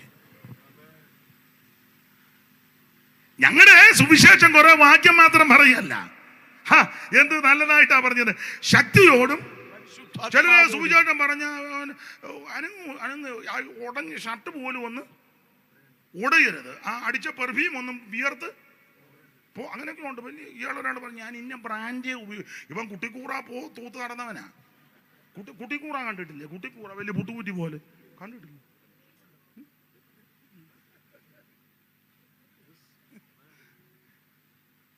ഇപ്പൊ അമേരിക്കയിലും പേർഷ്യയിലും ലണ്ടനിലും കാനഡയിലും ഒക്കെ പിള്ളേരും പോയി നമ്മളും ഒക്കെ പോയി. ഇപ്പം പറയും ഞാൻ ഇന്ന ബ്രാൻഡ്. ഇവന്റെ ഈ അഹങ്കാര വർത്തമാനം. പണ്ട് ഞങ്ങളൊരു ബെയ്ത്തോമി ചെന്നു. ആ ഫോട്ടോ ഒന്നും പറയുന്നില്ല, ദോസൂട്ടി പാഷൊക്കെ അറിയാം. ചെന്നപ്പം ഓർക്കാപ്പുറത്ത് ചെന്ന് കയറിയതാ. ഓർക്കാപ്പുറത്ത് അവര് നല്ല മനുഷ്യനായതുകൊണ്ട് ഉച്ചയ്ക്ക് ഭക്ഷണം തന്നു. പെട്ടെന്ന് ചെന്ന് മുന്നറിയിപ്പ് കൊടുക്കാതെ അറിയാമല്ലോ, പേരൊന്നും ഞാൻ പറയുന്നില്ല, എന്തിനാ ആലോക്യം ഉണ്ടാക്കുന്നത്. ദോസൂട്ടി പാഷൊക്കെ അറിയാം. ദൈവത്തിന് മഹത്വം. അവൻ പെട്ടെന്ന് ഭക്ഷണം കൊടുത്തപ്പോൾ അതിനകത്ത് ഈ ഞങ്ങളുടെ നാട്ടിൽ അതിന് കുറിച്ചി എന്നാ പറയുന്നത്. ഈ മുള്ളുള്ള മീന് കുറിച്ചി, ഉണക്ക കുറിച്ചി നല്ലതാണ്. അതുകൂടെ വറുത്ത് നല്ലതായിരുന്നു, ഞാൻ കഴിച്ചു. മുള്ളനാണ് ഇവിടെ. എന്ത് മനസ്സിലായോ? അതറിഞ്ഞാൽ മതി. മുള്ളുണ്ടെങ്കിലും കൊള്ളാം, ഇല്ലേലും കൊള്ളാം. അപ്പം ഈ ഉണക്കക്കുറിച്ചി മറുത്തത് കൊണ്ട് കൊടുത്തു. ഉടനെ പുള്ളി പറയുക ഈ വന്ന കാലത്ത് ആരാ ഇതൊക്കെ ഉണക്കക്കുറിച്ചി? ഇവൻ കുട്ടൻ ചുട്ടു തിന്നവനാ. കൊക്കോ കരിയിലയുടെ കരിയിലക്കിടയിലിട്ട് കുട്ടനെന്നൊരു മീനുണ്ട്. ഇച്ചിരി കനമൊക്കെ ഉള്ളതാ, മാംസത്തിന് കട്ടിയുണ്ട്, വലിയ വലിപ്പമില്ലെങ്കിലും. കണ്ടിട്ടില്ലേ കുട്ടൻ? നമ്മുടെ സഭയിലെ കുട്ടനല്ല. സഭയിലെ കുട്ടൻ്റെ കാര്യം അല്ല, അവനെ ചൂടേണ്ട സമയം കഴിഞ്ഞു. അവൻ കാരണം ദൈവത്തിന് മഹത്വം. പണ്ട് കാലത്തെ കുട്ടൻ അടുപ്പിലിട്ട് കനൽ പോലുമില്ല, ഇല്ല, കരിയിലേക്കകത്ത് കാപ്പി കമ്പ് കൊണ്ട് ഇങ്ങനെ മാറ്റി മറിച്ച് വിട്ട് കുട്ടൻ ചുട്ടവനാ. ഇപ്പൊ ഇച്ചിരി 10 പുത്തം കിട്ടിയാൻ പറയും. ഈ വന്ന കാലത്ത് ആരാ ഓർക്കുന്നുണ്ടോ പറയുന്നത്? വേറൊന്നും പറയണ്ട, ഞങ്ങൾക്കറിയാം. അഹങ്കരിക്കരുത് കേട്ടോ. ദൈവം എത്രത്തോളം ഉയർത്തട്ടെ, നന്മ തരട്ടെ. പക്ഷേ അത് കിട്ടുന്തോറും ഒരു വിനയവും ബഹുമാനവും കീഴ്പ്പെടും പോലെ സമർപ്പണമൊക്കെ ഉണ്ടെങ്കിൽ വളരെ അനുഗ്രഹമാണ്. ദൈവത്തിന് മഹത്വം ഉണ്ടാകട്ടെ, ദൈവത്തിന് മഹത്വം ഉണ്ടാകട്ടെ. ആമേ, നിഗളിക്കരുത്. ആമേ, വിനയത്തോടെ, വിധേയത്വത്തോടെ, ഭക്തിയോടെ, ഭയത്തോടെ ദൈവത്തെ സേവിച്ചോണം. ദൈവത്തിന് മഹത്വം ഉണ്ടാകട്ടെ, ദൈവത്തിന് മഹത്വം ഉണ്ടാകട്ടെ, ദൈവത്തിന് മഹത്വം ഉണ്ടാകട്ടെ. അപ്പൊ ശ്രദ്ധിക്കുക, എന്താണ് സുവിശേഷം? യേശുക്രിസ്തു എന്തിനാ സകല മനുഷ്യരും രക്ഷപ്പെടാൻ. ദൈവത്തിന് മഹത്വം ആരാ കേൾക്കേണ്ട? സകല സൃഷ്ടികളും സകല ജാതികളും ഇത് കേൾക്കണം. എങ്ങനെ പറയണം? അതാ പറഞ്ഞുകൊണ്ടിരിക്കുന്നത്. ഞങ്ങളുടെ സുവിശേഷം വചനമായിട്ട് മാത്രമല്ല, ശക്തിയോടും പരിശുദ്ധാത്മാവോടും ബഹുനിശ്ചയത്തോടും. ഇതൊക്കെ പരിശുദ്ധാത്മ നിറവിൽ പറയേണ്ട കാര്യമാണ്. ഇത് മിക്കതും അഭിഷേകം പോലും പ്രാപിച്ചതല്ല. സ്തോത്രം. ഭയങ്കര പ്രസംഗം ഭയങ്കരമാണ്. അയ്യോ, നമ്മുടെ ഇടയിലും ഉണ്ട് ഒത്തിരി പേര്. പെന്തിക്കോസ് വന്നേച്ചു അങ്ങനെയൊക്കെ പറയുന്ന ആൾക്കാരുണ്ട്. പെന്തിക്കോസ് ആന്ന് തന്നെ ഇവൻ മറന്നു പോവുക. ആട്ടെ, ഞാൻ വിവരിക്കുന്നില്ല. ശക്തിയോടും പരിശുദ്ധാത്മാവോടും ബഹുനിശ്ചയത്തോടുമായി ഈ സുവിശേഷം അറിയിക്കണ്ടേ. ഇങ്ങനെ സുവിശേഷം അറിയിക്കുമ്പം എങ്ങനെ കേൾക്കണം? സുവിശേഷം എങ്ങനെ കേൾക്കണം? 6-ാം വാക്യം വായിച്ചു. 6 പെട്ടെന്ന് വായിച്ചു.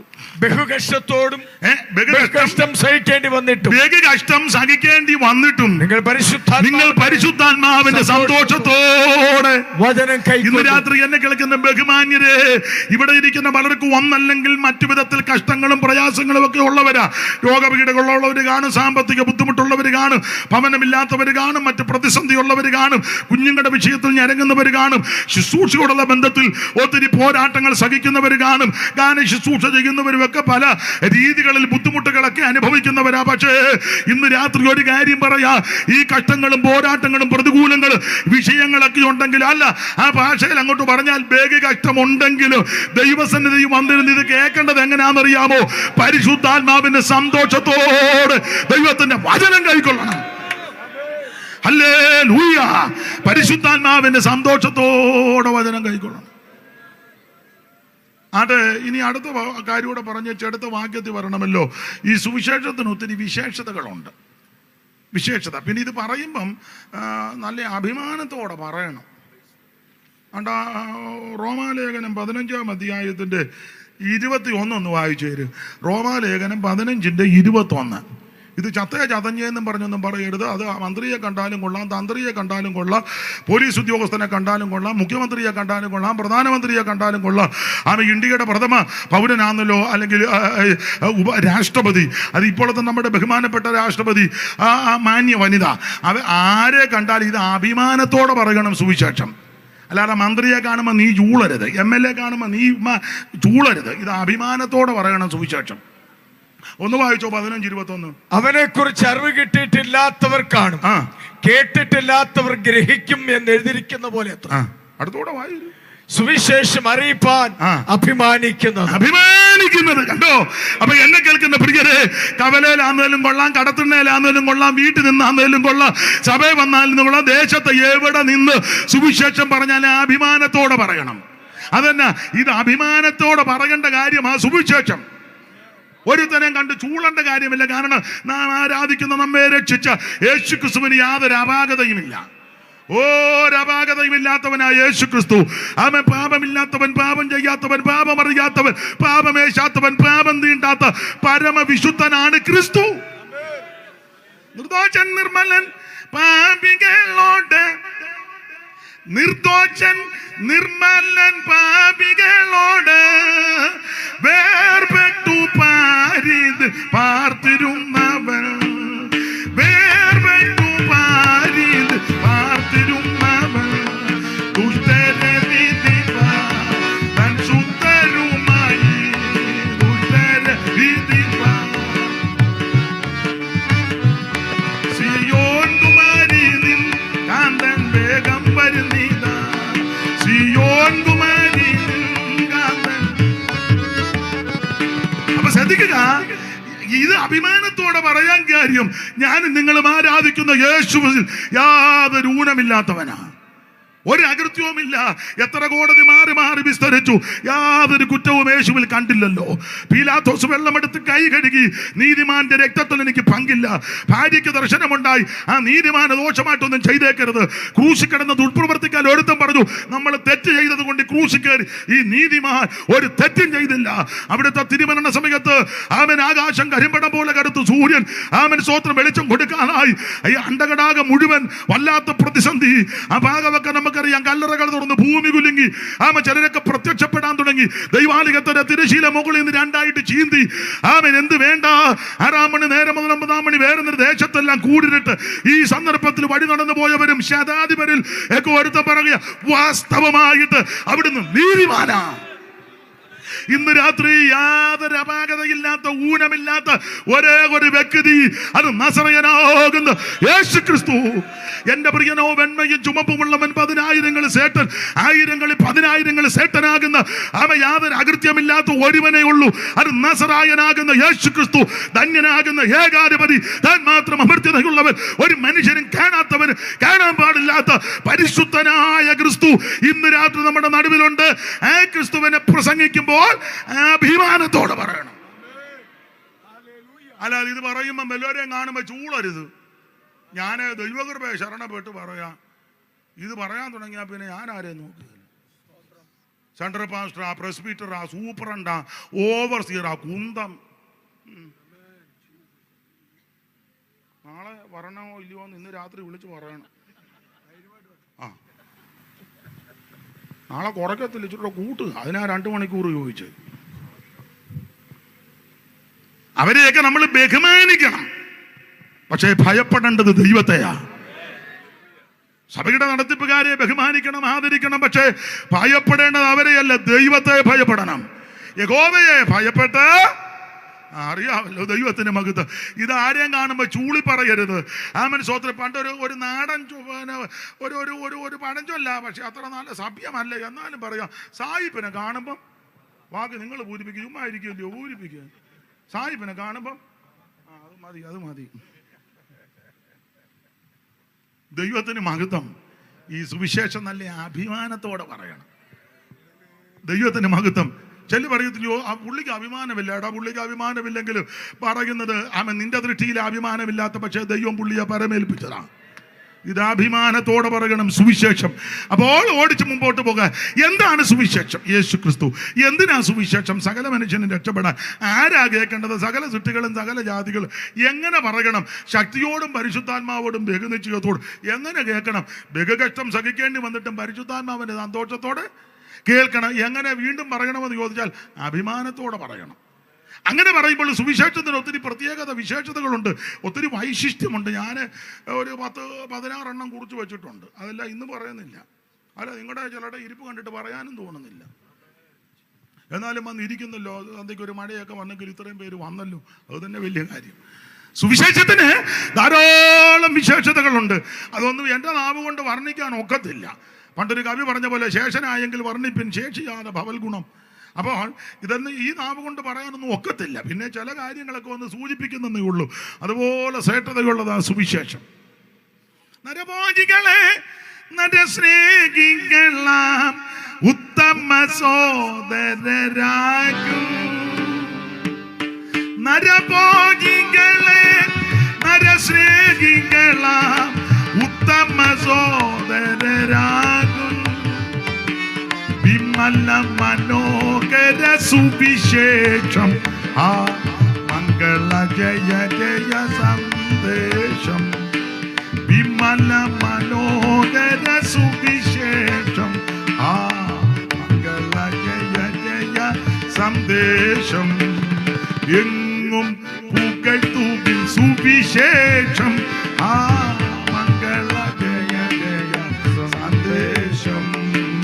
എങ്ങും പുകഴ്ത്തുവിൻ സുവിശേഷം, ആ മംഗള ജയ ജയ സന്ദേശം. അരമുയർത്തി ദൈവത്തെ മഹത്വപ്പെടുത്ത. ദൈവത്തിന് സ്തോത്രം. ആരാ പാടിയത്? കുഞ്ഞാച്ചാനാണോ? ആണോ? നന്നായി. ഇങ്ങനെ വേണം, അല്ലാതെ മസിൽ പിടിച്ചിരിക്കരുത്. നന്നായി. ദൈവം അനുഗ്രഹിക്കട്ടെ. അപ്പൊ ശ്രദ്ധിക്കുക. അപ്പൊ ഇത് അഭിമാനത്തോടെ പറയണം. സുവിശേഷത്തിന്റെ വിശേഷത ചില കാര്യം എല്ലാം 16 എണ്ണം കൊണ്ട് എല്ലാം പറയുന്നില്ല. നാളെ ഞാനൊരു സ്ഥലത്ത് ചെന്നപ്പോൾ 16 എണ്ണം ഒരു തള്ള ചോദിച്ചു, എന്നാ 16? ആരുടെ 16? തള്ളക്ക് അങ്ങാണ്ട് പോകണം. അതിനാ അവർ ബാഗ് ഇടുന്ന ഞാൻ കണ്ട്. അതിനാ പുള്ളിക്കാർ എന്നാ ആരുടെ 16? ഞാൻ പിന്നെ പറഞ്ഞു, അമ്മേ 16 പോയിന്റ് ആമോ. ഓ ആട്ടോ. അപ്പൊ അതുകൊണ്ട് ഇന്ന് രാത്രി ഓർപ്പിക്കട്ടെ, എന്താ സുവിശേഷത്തിന്റെ വിശേഷത? ചില കാര്യങ്ങൾ ഓർപ്പിക്കുക. ഒന്ന്, അത് എല്ലാവരും പറയുന്നതാ, ഒന്നുകൂടെ അങ്ങ് ഓർപ്പിക്കുക. നിങ്ങൾക്ക് ഇതെല്ലാം അറിയാമല്ലോ, അത് ഇരിപ്പ് കാണുമ്പോൾ അറിയാം. അതെല്ലാം നിങ്ങളിപ്പോൾ ഇരിക്കുന്ന ഞാൻ പറയുന്നത് തെറ്റുന്നുണ്ടോ നോക്കിയിരിക്കുക. എനിക്കതും മനസ്സിലാകും. അഥവാ തെറ്റ് കാണുക ക്ഷമിച്ച് തിരുത്തുകയും കൂടെ ചെയ്തോണം അവിടെ ഇരുന്ന്. അപ്പൊ എന്താ സുവിശേഷത്തിന്റെ വിശേഷത? ഒന്ന് ഈ സുവിശേഷം നിന്നെ രക്ഷിക്കുന്ന മാർഗമാണ്. നിന്നെ രക്ഷിക്കുമെന്ന് വളരെ ലളിതമായിട്ടാണ്. ഇത്രയും ലളിതമായിട്ട് അതല്ലേ നല്ലത്? അതല്ലേ സാമിച്ച? അതല്ലേ നല്ലത്? വളരെ ലളിതം, എല്ലാവർക്കും മനസ്സിലാകും അല്ലേ? മോനെ നിനക്ക് മനസ്സിലാകുന്നില്ലേ? ഇല്ലൂടാ? എടൂ നിനക്ക് പിടി കിട്ടുന്നുണ്ടോ?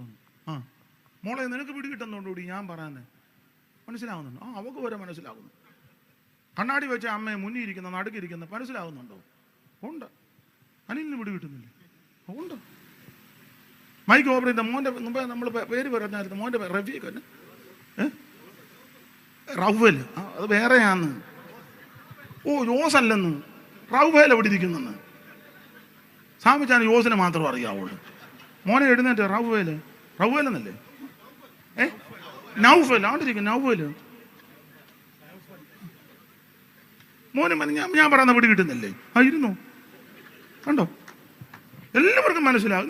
നിങ്ങൾക്ക് അറിയാമല്ലോ. വീഡിയോ എടുക്കുന്ന ആൾ നമ്മുടെ പേരെന്തുവാ? ഞാൻ പറയുന്ന സുനിലിന് മനസ്സിലാകുന്നില്ലേ? ഇല്ലേ? എന്തൊക്കെ ലളിതമായിട്ടാണ് പറയാം. ചൊല്ലി പ്രസംഗിച്ചാൽ അവർക്കും പിടി കിട്ടുന്നില്ല, കേൾക്കുന്നവനും പിടിക്കുക. എല്ലാം കൂടെ ഒരു പണ്ട് ഞങ്ങളുടെ ഒരു അച്ഛൻ ഒരു പിമ്പിരി. ഇത് പിമ്പിരി കയറ്റുന്ന മാർഗമല്ല, ലളിതമായിട്ടാ പറയാനെ. അപ്പൊ എന്താ സുവിശേഷത്തിന്റെ വിശേഷത? ഒന്ന്, ഇത് രക്ഷിക്കുന്ന മാർഗമാണ്. വായിച്ചോ റോമാലേഖനം 1-ാം അധ്യായത്തിന്റെ 16-ാമത്തെ വാക്യം. അറിവുള്ള വാക്യമല്ലേ? ഒന്ന് വായിച്ചോ. എന്തിനായി വായിപ്പിക്കുന്ന ചോദിച്ചാൽ ഇതിനകത്തുള്ളതായി പറയാനെന്ന് അറിയിക്കാനാ വായിപ്പിക്കുന്നത്. സുവിശേഷത്തെ കുറിച്ച് എനിക്ക് ലജ്ജയില്ല. സുവിശേഷത്തെ കുറിച്ച് എനിക്ക് ലജ്ജയില്ല. വിശ്വസിക്കുന്ന ഏവനും, യഹൂദനും പിന്നെ യവനനും അത് രക്ഷയ്ക്കായി ദൈവശക്തി. ഇത് രക്ഷയ്ക്കായി ദൈവശക്തി. ഇന്ന് രാത്രി എന്നെ കേൾക്കുന്ന പൊടിയാട്ടുള്ള ദേശവാസികള്, ശബ്ദപരിധിക്ക് ശ്രദ്ധിക്കുന്നവര്, ബഹുമാന്യര്, എന്നെ കേൾക്കുന്ന ശ്രോതാക്കള്, ഇന്ന് രാത്രി ഓൺലൈനിൽ കേൾക്കുന്ന പ്രിയപ്പെട്ടവര്, അവൻ ഇന്ന് രാത്രി ഓർപ്പിക്കട്ടെ, എന്താ സുവിശേഷം? ഇതിന്റെ വിശേഷത, ഈ സുവിശേഷം രക്ഷിക്കുന്ന മാർഗമാണ്. ആരെ രക്ഷിക്കും? സകല മനുഷ്യനെ രക്ഷിക്കും. ഇന്ന് രാത്രി ഒരു വിഭാഗത്തെയോ മതത്തെയോ സംഘടനയോ സഭക്കാരെയോ ഒരു ഗ്രൂപ്പിനെ മാത്രമല്ല രക്ഷിക്കുന്നത്, ഈ ഭൂമിയിൽ ചരിക്കുന്ന സകല മാനവരാശിയെ രക്ഷിക്കുന്ന മാർഗമാണ് സുവിശേഷം. നിവാസികളെ രക്ഷ ചെയ്വതിന് അക്ഷയകുമാരനെ ശുഭർത്യനായി വന്നു.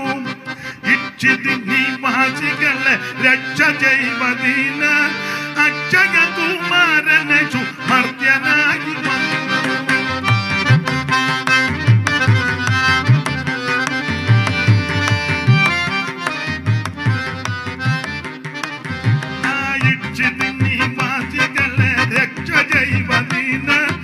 അക്ഷയകുമാരനെ ചുമർത്യനായി വന്നു. ഭൂതി മുതൽ ഗോശാലയിൽ വീറന്നു. ജാതമോദം ദൂതർ പാടി വാഴ്ത്തിടുന്നു തന്നെ.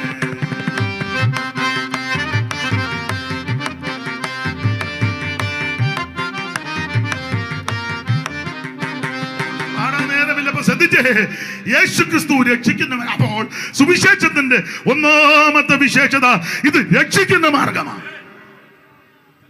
ഈ രക്ഷ കരസ്ഥമാക്കുവാൻ ഒന്നും കൊടുക്കണ്ട. അരി കൊടുക്കണ്ട, തുണി കൊടുക്കണ്ട, മണി കൊടുക്കണ്ട, കിണി കൊടുക്കണ്ട, ആട് വേണ്ട, മാട് വേണ്ട, കാട് വേണ്ട, അരി വേണ്ട, പൊരി വേണ്ട, മലര് വേണ്ട, ഏത്തക്കൊല വേണ്ട, പൂവങ്കൊല വേണ്ട, എണ്ണ വേണ്ട, തിരി വേണ്ട, ഒന്നും കൊടുക്കണ്ടെന്ന് മതങ്ങളെല്ലാം പഠിപ്പിക്കുന്ന. കൊണ്ടുപോവാ കൊണ്ടുപോവാ കൊണ്ടുപോവാ കൊണ്ടുപോവാ കൊണ്ടുപോവാ എന്നിട്ട് വല്ലതും തൃപ്തി വരുന്നുണ്ടോ? എന്നിട്ടും പിന്നെ വലിയ നേർച്ചപ്പെട്ടി ബസ്സേ പോകുന്നതിന് എറിഞ്ഞാൽ സൂക്ഷം അതിനകത്ത് കണ്ടിട്ടില്ലേ? എന്ത് എന്തെല്ലാം സാധനങ്ങളാ കൊണ്ട് ഞങ്ങളുടെ എൻ്റെ കുടുംബത്തിൽപ്പെട്ട ഒരു സഹോദരൻ വന്ന് പറഞ്ഞ് ഇച്ചിരി പൈസ വേണം. ഞാൻ ചോദിച്ചു എന്തിനാണ്? ഇന്നിടം വരെ പോകാനാ. ഞാൻ പറഞ്ഞു അതിന് ഇത്രയും പൈസ വേണ്ടില്ല. അല്ല, അവിടെ പോകുമ്പോൾ കുറച്ച് സാധനവും കൂടെ. എവിടാണെന്നൊന്നും ചോദിക്കരുത് ജോർജ് കുട്ടിച്ചാനോട്, പിന്നെ ഞാൻ പറയാം. ഞാൻ പറഞ്ഞു അതിനെൻ്റെ ഈ കാശില്ല, നീ അതിന് അവിടം വരെ പോകണ്ടടാ, ഇങ്ങോട്ടൊന്ന് മുട്ടുകുത്തിയാൽ മതി, ഇവിടോട്ടൊന്ന് മുട്ടുകുത്തി നീ ഒന്ന് വിശ്വസിച്ചാൽ മതി. നീ ഈ വണ്ടിക്കൂലിയും മുടക്കി ഇത് സാധനമെല്ലാം കൂടെ മേടിച്ച് കെട്ടി നീ പോകേണ്ട ഒരു കാര്യവുമില്ല. ഞാൻ അനുഭവത്തിൽ നിന്നും വചനത്തിൽ നിന്നുമാണ് പറഞ്ഞത്. ഇവിടോട്ട് ഒന്ന് മുട്ടുകുത്തിയാൽ മതി.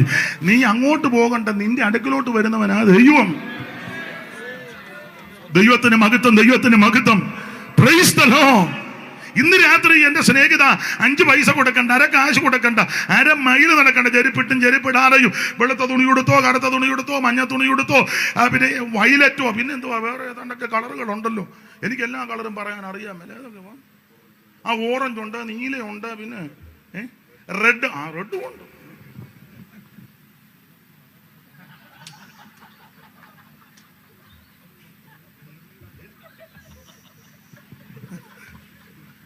വേറെ കേസ് പറഞ്ഞ. അപ്പൊ ഒരു കാര്യം ഇന്ന് രാത്രി പറയാ, ദൈവത്തിന് മഹത്വം. പിന്നെ എന്തേലും വേണം കേട്ടോ, ചുമ്മാ ഉടുതുണിയില്ലാതെ നടക്കരുത്. ദൈവം വിട്ടതാനും പറഞ്ഞു. ഇവിടെ സമൂഹത്തിലാ ജീവിക്കുന്നത് മനുഷ്യനെ. ദൈവം വിട്ടതാണ്. പണ്ട് അല്ല ആത്മീയം കയറുമ്പോഴും ഉണ്ട് തുണി പറിച്ച് ദൂരോട്ട് കളഞ്ഞ് തേജസ്സാന്ന് പട്ടായതന്നല്ല. എപ്പോഴാ ആരാന്നൊന്നും എന്നോട് ഇപ്പൊ ചോദിക്കരുത്. ദൈവത്തിന് മഹത്വം. യോഗ്യമായിട്ട് വസ്ത്രം ധരിച്ചോണം, യോഗ്യമായിട്ട്. ദൈവത്തിന് മഹത്വം. അപ്പൊ ഇത് ഭൗതിക വസ്തുക്കളൊന്നും കൊണ്ട് കൊടുക്കണ്ട, ഒന്നും വേണ്ട. ഇരിക്കുന്ന കിടത്തിരുന്ന് കേൾക്കുന്ന കിടത്തിരുന്ന് അവർ ഒറ്റ വാക്ക് നീ വിശ്വസിച്ച് ഏറ്റു പറഞ്ഞാൽ മതി. ഇന്ന് രാത്രി നിന്നെ രക്ഷിക്കും. നിന്റെ 1 രൂപ 50 പൈസ പോലും വേണ്ട, ഒരു ഭൗതിക വസ്തുക്കളും കൊടുക്കണ്ട. ഇത്രയും പ്രാർത്ഥിച്ചാൽ മതി, യേശുവേ എന്നെ രക്ഷിക്കണം. എൻ്റെ കയ്യിൽ ഒന്നും അങ്ങോട്ട് തരാനില്ല, പക്ഷെ ഇന്ന് രാത്രി എന്നെ തരിക, എന്നെ രക്ഷിക്കണം, എൻ്റെ ഉള്ളത്തിൽ വരണം, എന്നെ വിടുവിക്കണമെന്ന് ആര് ഇന്ന് രാത്രി പ്രാർത്ഥിക്കും, അവരെ ഇന്ന് രാത്രി യേശു രക്ഷിക്കും. സുവിശേഷം നിന്നെ രക്ഷിക്കുന്ന മാർഗമാണ്. രക്ഷിപ്പാൻ മാർഗം വേറെയില്ല, രക്ഷകനേശു താൻ വഴിയേ. രക്ഷിപ്പാൻ മാർഗം വേറെയില്ല, രക്ഷകനേശു താൻ വഴിയേ. വരുവീൻ നല്ല സമയം വൃഥാവാക്കാതെ എന്നെ യേശു വിളിച്ചിടുന്നു. വരുവീൻ നല്ല സമയം വൃഥാവാക്കാതെ എന്നെ യേശു വിളിച്ചിടുന്നു. കരമുയർത്തി ദൈവത്തെ മഹത്വപ്പെടുത്തുക. ഇന്ന് രാത്രി എന്നെ കേൾക്കുന്ന ബഹുമാന്യരെ പ്രിയപ്പെട്ടവര്, സുവിശേഷത്തിന്റെ വിശേഷത ഒന്ന്, ഇത് രക്ഷിക്കുന്ന മാർഗമാണ്. ആരെയും രക്ഷിക്കും, ഏത് മഹാഭാവിയെയും രക്ഷിക്കും, ഏത് സ്ഥിതിയിൽ ജീവിക്കുന്നവനെയും രക്ഷിക്കും. ദൈവത്തിന് മഹത്വം. വിവരിക്കുന്നില്ല, അറിയാമല്ലോ, അതുകൊണ്ട് അധികം വിവരിക്കുന്നില്ല. അപ്പോൾ ഒന്ന്, സുവിശേഷത്തിൻ്റെ വിശേഷത ഇത് രക്ഷിക്കുന്ന മാർഗമാണ്. 2, സുവിശേഷത്തിൻ്റെ വിശേഷത ഇത് സമാധാനം തരുന്ന മാർഗമാണ്. സമാധാനം വായിച്ചു. എഫേസ്യ ലേഖനം 6-ാം അധ്യായത്തിൻ്റെ 14-15 അറിവുള്ള വാക്യമെങ്കിലും വായിച്ചു. എഫേസ്യ ലേഖനം 6-ന്റെ 14-15. നിങ്ങളുടെ അരയ്ക്ക് സത്യം കെട്ടിയും നീതി എന്ന കവചം ധരിച്ചും സമാധാന സുവിശേഷത്തിനായുള്ള ഒരുക്കം കാലിന് ചെരുപ്പാക്കിയും. സമാധാന സുവിശേഷത്തിനായുള്ള ഒരുക്കം കാലിന് ചെരുപ്പ്. സുവിശേഷത്തിന്റെ 2ാമത്തെ വിശേഷത ഇത് സമാധാനം തരുന്ന മാർഗമാണ്. ഇന്ന് രാത്രി എന്നെ കേൾക്കുന്ന ആർക്കെങ്കിലും സമാധാനം ഇല്ലെങ്കിൽ ഇത് കടയിൽ കിട്ടുന്നതല്ല. സൂപ്പർ മാർക്കറ്റിൽ, ഹൈപ്പർ മാർക്കറ്റിൽ വന്ന് ഇത് കിട്ടുകയില്ല. ഒത്തിരി മാർക്കറ്റ് ഞാനും കയറിയിട്ടുണ്ട്. കുടുംബജീവിതമൊക്കെ നയിക്കുന്നയാളായതുകൊണ്ട് വീട്ടു സാധനമൊക്കെ വാങ്ങാൻ കയറും. സ്തോത്രം, കയറുകയൊക്കെ ചെയ്യും, മേടിക്കുകയും ചെയ്യും, ചില കാര്യങ്ങൾ അറിയുകയും ചെയ്യാം. അപ്പം ഇന്ന് വരെ ഒരൊറ്റ കടയിലും കണ്ടിട്ടില്ല സമാധാനത്തിൻ്റെ പാക്കറ്റ് ഇല്ല. എന്നാൽ ആ സമാധാനം കിട്ടുന്നത് യേശുവിലാണ്. യേശുവിൽ സമാധാനമുണ്ട്. നമ്മുടെ കർത്താവിന് പര്യായ പദങ്ങളായിട്ടൊക്കെ ഈ പുസ്തകത്തിൽ വാക്യമുണ്ട്. ദൈവത്തിനെ സൈമൺ സാറ് വേദവികാരത്തിൻ്റെ പ്രഥമ ഭാഗത്ത് കൊടുത്തിരിക്കുന്നത് ഈ നല്ല പദങ്ങളാണ്. യാതൊരു കാലത്തെയാണ് ആദിയായി നിർദ്ദേശിപ്പതിന് ആയതിന് അറുതിയില്ലാതുള്ള യുഗം മുമ്പും വീതരൂപനായി വിപലാപനായി നിന്ന മഹാനീതി നിരതിയെ ഞാൻ ആദരാൽ വന്ദിക്കുന്നേ. സകല ലോകങ്ങൾക്കും ആദി കാരണം ഇങ്ങനെ കൊടുത്തിരിക്കുന്നത് ഇലോകീശദ്ധായിയു എലോകി അഡോണായി വിലോപമെന്യേ യഹോവയാകെന്നെല്ലാം മോശീയ ഗ്രന്ഥങ്ങളിൽ പറഞ്ഞിട്ടുള്ള നാമം ഈ ജനാൽ പ്രകർഷിതമെന്നേ വേണ്ടു. അപ്പൊ യഹോവയാഗ് ഇങ്ങനെയുള്ള നല്ല പദങ്ങളാണ്. അതില് ഒരു വിശേഷ പദം ബൈബിളിലുണ്ട്. യേശുക്രിസ്തുവിന്റെ വിശേഷതകളിൽ പര്യായ പദത്തിൽ ഒന്ന് നമുക്കറിയാമല്ലോ. ഇങ്ങനെ കൊടുത്തത് സമാധാന പ്രഭു. ഇന്ന് രാത്രി ആ സമാധാന പ്രഭു ഇവിടെ വന്നിട്ടുണ്ട്. സ്തോത്രം, സ്തോത്രം, സ്തോത്രം. സമാധാന പ്രഭു നദി പോലെ ഈ സമാധാനം ഒഴുകി വരും. ദൈവത്തിന് മഹത്വം. അതുകൊണ്ട് ഇന്ന് രാത്രി എന്നെ കേൾക്കുന്ന പ്രിയരെ, സുവിശേഷത്തിന്റെ വിശേഷത ഇത് സമാധാനം തരുന്ന മാർഗമാണ്. ഞാൻ എല്ലായിടത്തും പറയും, ഈ മൈക്ക് അവിടെ ഇരിക്കുന്ന പലരുടെയും കൈ കൊടുത്തേച്ച് കയറി പറയാൻ പറഞ്ഞാൽ പലരും പറയും, ഈ സഹോദരിമാരി മാന്യ മാലാക്കളൊക്കെ പറയും, അയ്യോ ഒരു കാലത്ത് സമാധാനമില്ലായിരുന്നു, യേശു ഉള്ളത്ത് വന്ന് ഇപ്പൊ സമാധാനമാണ്. ഇല്ലേ ഇല്ലേ, അനുഭവിക്കുന്നവരാട്ടിരിക്കുന്ന കർത്താവിൻ്റെ മഹത്വം. ഈ അമ്മയുടെയൊക്കെ കൈ കൊടുക്കുക നല്ല തടിപ്പുറത്തെ വെടി പോലെ നിന്ന് പറയും. ആ ഇരിപ്പ് കാണുമ്പോൾ എനിക്കറിയാം ഇപ്പം യോഗമായതുകൊണ്ട് മമ്മി ഇരിക്കുക. സ്തോത്രം. ഇതങ്ങോട്ട് കൊടുത്താൽ നല്ല ചടുലതയോടെ പറയും, ഒരു കാലത്ത് സമാധാനമില്ലായിരുന്നു, സ്വസ്ഥതയില്ലായിരുന്നു, വെച്ച കഞ്ഞി കുടിക്കാൻ പോലും ഇടയായിട്ടില്ല, ആത്മഹത്യ ചെയ്യാമെന്ന് ചിന്തിച്ചതാ, അവൻ കുഞ്ഞുങ്ങളെ കൊല്ലാമെന്ന് ചിന്തിച്ചതാ. പക്ഷേ അവന് എന്നാൽ അങ്ങനെ ഇരിക്കുമ്പോഴാ യേശു ഉള്ളത്തിൽ വന്നു, സുവിശേഷം കേട്ടു. ഇപ്പോൾ എന്ത് സമാധാനമായി ഇരിക്കുന്ന കണ്ടോ എല്ലാവരും? എന്ത് സമാധാനത്തോടായിരിക്കുന്നത്? പ്രശ്നമില്ലാഞ്ഞിട്ടാണോ? ഉള്ള എന്തെല്ലാം പ്രശ്നങ്ങളുണ്ടില്ലേ, എന്തെല്ലാം പ്രശ്നമുണ്ട്. കടഭാരമുള്ളവർ ഇതിനകത്തുണ്ട്, കടവുള്ളവരുണ്ട്. കൈ പൊക്കിക്കുക, കടവുള്ളവർ തരാനൊന്നുമല്ല എന്നറിയാൻ ആർക്കുമില്ലേ? യു ആർക്കും കടവില്ലേ? പുറകിൽ ഒരാൾ പൊക്കി, ഒന്നുകൂടെ പൊക്കാം. പുള്ളിക്ക് അങ്ങ് നാണക്കാട്, ആരും പൊക്കാനില്ല, ഞാൻ പൊക്കാം, എനിക്കുണ്ട്. അപ്പം പിന്നെ നമുക്ക് രണ്ടുകൂടെ പോക്കാം. പോക്ക് പുള്ളി ഒന്ന് ചുമ്മാ പൊക്കിയതാണോ അല്ലേലിയ പറഞ്ഞതാണ്. ഞങ്ങൾ രണ്ടുമുണ്ട്. നിങ്ങൾക്ക് ആർക്കെങ്കിലും കടവുള്ളവരുണ്ടോ? ആർക്കും ഇല്ല. കടവില്ലേ? പിന്നെ പൊക്കാൻ പറഞ്ഞിട്ട് പിന്നെ അനിലിന് കടം വല്ലതും ഉണ്ടോ? ചെറുത് കടവല്ലേ? സാമച്ചാന കടം വല്ലതും ഉണ്ടോ? ചുരുക്കി പറഞ്ഞാൽ എല്ലാം പരിവക്കേടിയിരിക്കുക. ഇവിടെ ഇരിക്കുന്ന പലരും കടഭാരമുള്ളവരാ, പക്ഷേ എന്ത് സമാധാനത്തോടായിരിക്കുന്നു. കടമുണ്ടെന്നും പറഞ്ഞ് പുള്ളി പാടാതിറങ്ങി ഓടിയോ? ഇല്ല. ഓടുകയല്ല. നാളെയും പാടും. ഇവിടെ ഇരിക്കുന്ന പലർക്കും കടം, അതാണ്ട് ലോണാന്ന് എന്നോട് പറഞ്ഞത്. എഴുന്നേറ്റ് ഓടിയോ? എന്ത് സന്തോഷത്തോടായിരിക്കുന്നു, നല്ല സുമുഖനാ. അതെന്നാ കാര്യം? ഈ സമാധാനം അകത്തുള്ളത് കൊണ്ടാണ്. ഇവിടെ സ്വന്തമായിട്ട് വീടില്ലാത്തവർ ഇവിടെ കാണും. ഈ ഭൂമിയിലെ വാടകയ്ക്ക് താമസിക്കുന്നവർ, വാടക കൊടുക്കാൻ നിർവാഹമില്ലാത്തവരൊക്കെ ഇതിനകത്തുണ്ട്. പക്ഷെ എന്ത് സമാധാനത്തോടായിരിക്കുന്നത്. കാരണം എന്നാണെന്നറിയാമോ? ഇത് അമേരിക്കന് സായിപ്പ് തരുന്നതൊന്നും കൊണ്ടൊന്നല്ല. ചെല്ലു പറഞ്ഞ സായിപ്പുമാർ കൊടുക്കുന്നത് കണ്ണടച്ച് ഫോട്ടോയുടെ പറയുന്നത്.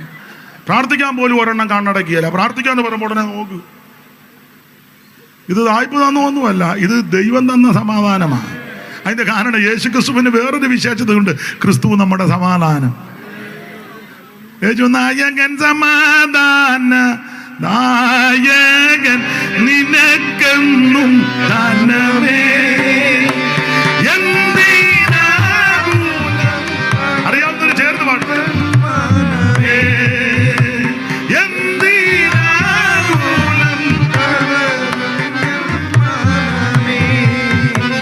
യേശു നായകൻ സമാധാന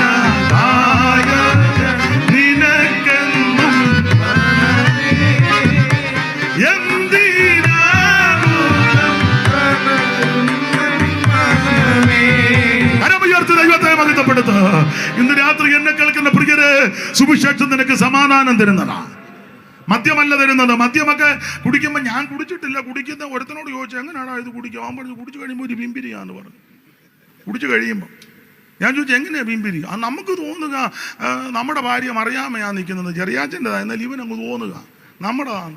അത് കയറി അവളെ ഞോണ്ടുമ്പോൾ മറ്റവൻ നോക്കിക്കൊണ്ടിരിക്കുക. അപ്പോൾ ഉണ്ടല്ലോ വാക്യം, അവൻ വന്ന് നല്ല പെരുക്ക് ഉടനെ ഇവൻ പറയും ആർക്ക് കഷ്ടം, അവരെന്നെ അടിച്ചു. എന്നെ സങ്കടപ്പെട്ടിരിക്കുന്നു. ഉള്ള കാര്യമായി പറയാം, ദൈവത്തിന് മഹത്വം ഉള്ളതായി പറയുന്നേ. മദ്യം നിനക്ക് സമാധാനം തരത്തില്ല കേട്ടോ. നിന്നെ നിന്റെ കുടുംബത്തെ നശിപ്പിക്കും, കുഞ്ഞുങ്ങളെ അനാഥരാക്കും, ഭാര്യ വിധവയായി തീരും, ഒടുവിൽ നിന്റെ കരളിന് രോഗം പിടിച്ച് മറ്റ് കെടുതി വന്ന് ആമ മുടിച്ചു കളയുന്നതാ മദ്യം. ഇപ്പോഴാണെ മുട്ടിന് അങ്ങ് എന്തോ ബാറ്, റോഡിലെല്ലാം ബാറാ. വലിയ സൂത്രക്കാരാ യുവന്മാരെല്ലാം. ആദ്യം ബിൽഡിങ് പണിതേച്ച് ഉടനെ ഹോട്ടലെന്നാ കൊടുക്കുന്നത്, പിന്നെ താഴെ ഇങ്ങനെ മൂടി വെക്കും. ഒന്നും കണ്ടിട്ടില്ലേ? വല്ല ആത്മീയരായതുകൊണ്ട് തികഞ്ഞ ആത്മീയരെല്ലാം കൂടെ പൊടിയാട്ട് വെള്ളയിൽ ഇന്ന് കൂടിയത് വലിയ കാര്യം. കണ്ടിട്ടില്ലേ റോഡ് മുഴുവൻ? എന്താ അപകടമാണെന്നറിയാമോ? ഈ ബിവറേജും എല്ലാം കൊണ്ടുപോയി എന്ത് അപകടമാണെന്നറിയാമോ? നമ്മളങ്ങോട്ട് പോകുമ്പോൾ ഇവ പെട്ടെന്ന് വെട്ടിക്കുന്നു, അവൻ അത്യാവശ്യം വേണം ഇത്. ഇത് അത് പ്രശ്നമാണ്. ഇതിനടി പലകയാന്ന് തോന്നല്ലയോ? അതാ. നാളെ ഞാൻ താഴെ നിന്നോളാം. അപ്പൊ ശ്രദ്ധിച്ചേ, അപകടങ്ങളും മറ്റ് പ്രശ്നങ്ങളൊക്കെ എല്ലാം ഞാൻ വിവരിക്കുന്നില്ല. മദ്യം നിന്നെ നശിപ്പിക്കുന്നതാ കേട്ടോ. മദ്യം സമാധാനം തരത്തില്ലെന്ന്. ലഹരി പദാർത്ഥങ്ങളും സമാധാനം തരുന്നതല്ല. മറ്റ് പാപ വഴികളൊന്നും നിനക്ക് അതൊക്കെ താൽക്കാലിക സുഖങ്ങളാ. എന്നാൽ നിത്യമായ സമാധാനം തരുന്ന ഒരേ ഒരു മാർഗം അത് സുവിശേഷമാണ്. ഇന്ന് രാത്രി ഈ സുവിശേഷത്തിൽ വിശ്വസിക്കുക, സുവിശേഷം ഏറ്റെടുക്കുക. സുവിശേഷം ഒരു വിഭാഗത്തിന്റെ മതത്തിന് വേണ്ടിയുള്ളതല്ല, ഓർപ്പിച്ചുള്ള സകല മനുഷ്യനും രക്ഷപ്പെടാനാ സുവിശേഷം. അതുകൊണ്ട് ഇന്ന് രാത്രി എന്നെ കേൾക്കുന്ന പ്രിയരെ, സുവിശേഷം സമാധാനം തരുന്നതാണ്, ലോകം തരുന്ന സമാധാനമല്ല. ആട്ടെ, ഞാൻ വിവരിക്കുന്നില്ല. സുവിശേഷത്തിന്റെ മൂന്നാമത്തെ വിശേഷത ഇത് നിന്നെ ഉയർത്തും. കൊരിന്ത്യർക്ക് എഴുതിയ 2-ാം ലേഖനം 11-ാം അധ്യായത്തിന്റെ 7-ാം വാക്യം ഒന്ന് വായിച്ചു. കൊരിന്ത്യർക്ക് എഴുതിയ 2-ാം ലേഖനം 11-ന്റെ 7.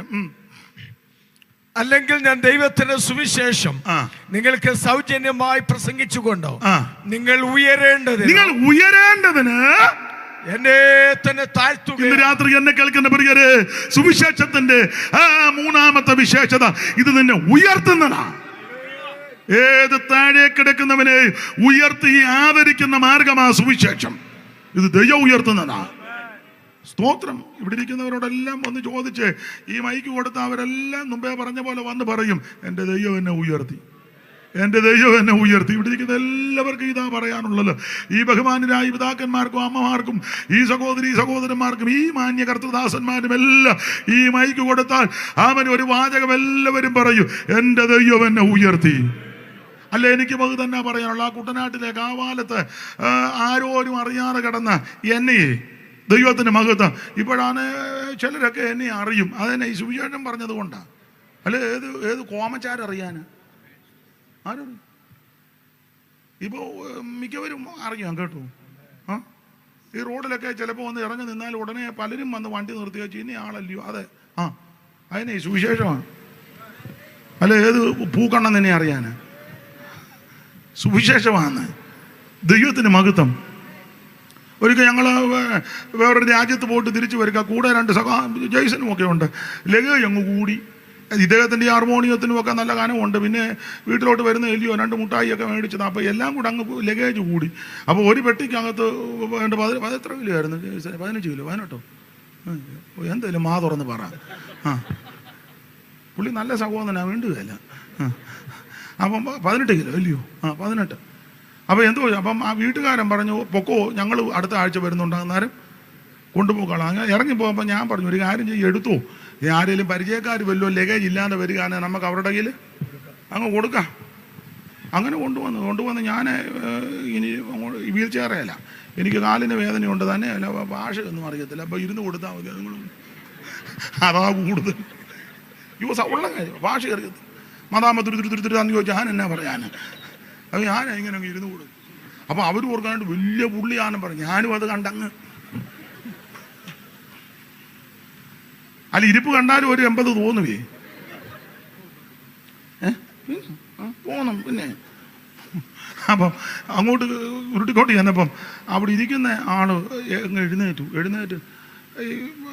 എന്തോ സ്ഥലം തന്നെ ഇരിക്കുന്ന സ്ഥലം എന്തുവാ ഇതിൻ്റെയൊക്കെ അല്ലെന്ന് ഈ അവിടെ ഇരിക്കുന്ന പുള്ളിയുടെ പേര് ഇമിഗ്രേഷൻ അത് തന്നെ. അതാ എന്തുവാന്ന്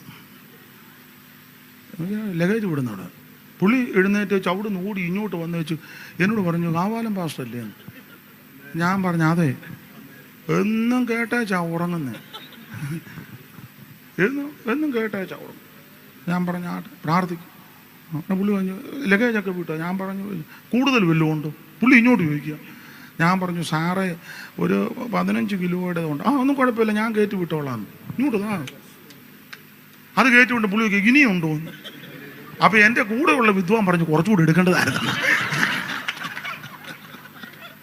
എങ്ങനെയുണ്ട്? പണ്ടൊരാറ് പറഞ്ഞ പോലെ തൊള്ളി കൽപ്പന കൊടുത്താൽ തള്ളി കയറുമെന്ന് പറഞ്ഞ പോലെ നമുക്ക് കുറച്ചുകൂടെ. അല്ല, ഞാൻ മറ്റു രീതിയിൽ ചിന്തിക്കാം. അദ്ദേഹത്തിന്റെ പ്രത്യേക റിസ്കിൽ ചെയ്ത എന്നാ കാരണം? ഈ സുവിശേഷം എടുത്തത് കൊണ്ട്, ഇതെടുത്തത് കൊണ്ടാണ്. ഒരിക്കലൊരു രാജ്യത്ത് ചെന്ന് ഇങ്ങോട്ട് വന്നപ്പോൾ വലിയ ഒറ്റയ്ക്കേ ഉള്ളൂ യാത്ര. ഞാൻ ഒറ്റയ്ക്ക് അങ്ങനെ യാത്ര ചെയ്യാറില്ല. ഈ സഹോദരന്മാരൊക്കെ കൂടെ കാണും. ദൈവത്തിന് മഹത്വം. ബഹുമാനപ്പെട്ട തോമസ് കുട്ടി പാസ്റ്റർക്കും അറിയാം. അപ്പോൾ അന്ന് ഒറ്റയ്ക്ക് വരിക, വലിയ ഒറ്റയ്ക്കൊക്കെ യാത്ര വലിയ ബുദ്ധിമുട്ട് തന്നെയല്ല. കർത്താവും അങ്ങനെ പറഞ്ഞ ഈ 2 പേരെയാണ് പമ്മി ഒറ്റയ്ക്ക്. അങ്ങനെ ഇത് പമ്മി പോകുന്നതാണ് അവിടെ നിന്ന്. അല്ല, ഈ ഒരുവരെയൊക്കെ പിന്നെ ഒരു വീണാ മറ്റവൻ എഴുന്നേൽപ്പിക്കുകയല്ലേ. ദൈവത്തിന് മഹത്വം. അപ്പം അന്ന് ഒറ്റയ്ക്ക് പോരുക, ആരുമില്ല. അന്നാലും ഇത് എല്ലാം വീൽ ചെയറാ. അതും ഇങ്ങനെ വന്നപ്പം അവിടെ ഒരു ഓഫീസർ പുള്ളി പറഞ്ഞു, ഇനിയാണ് അവിടെ ഇരിക്കും.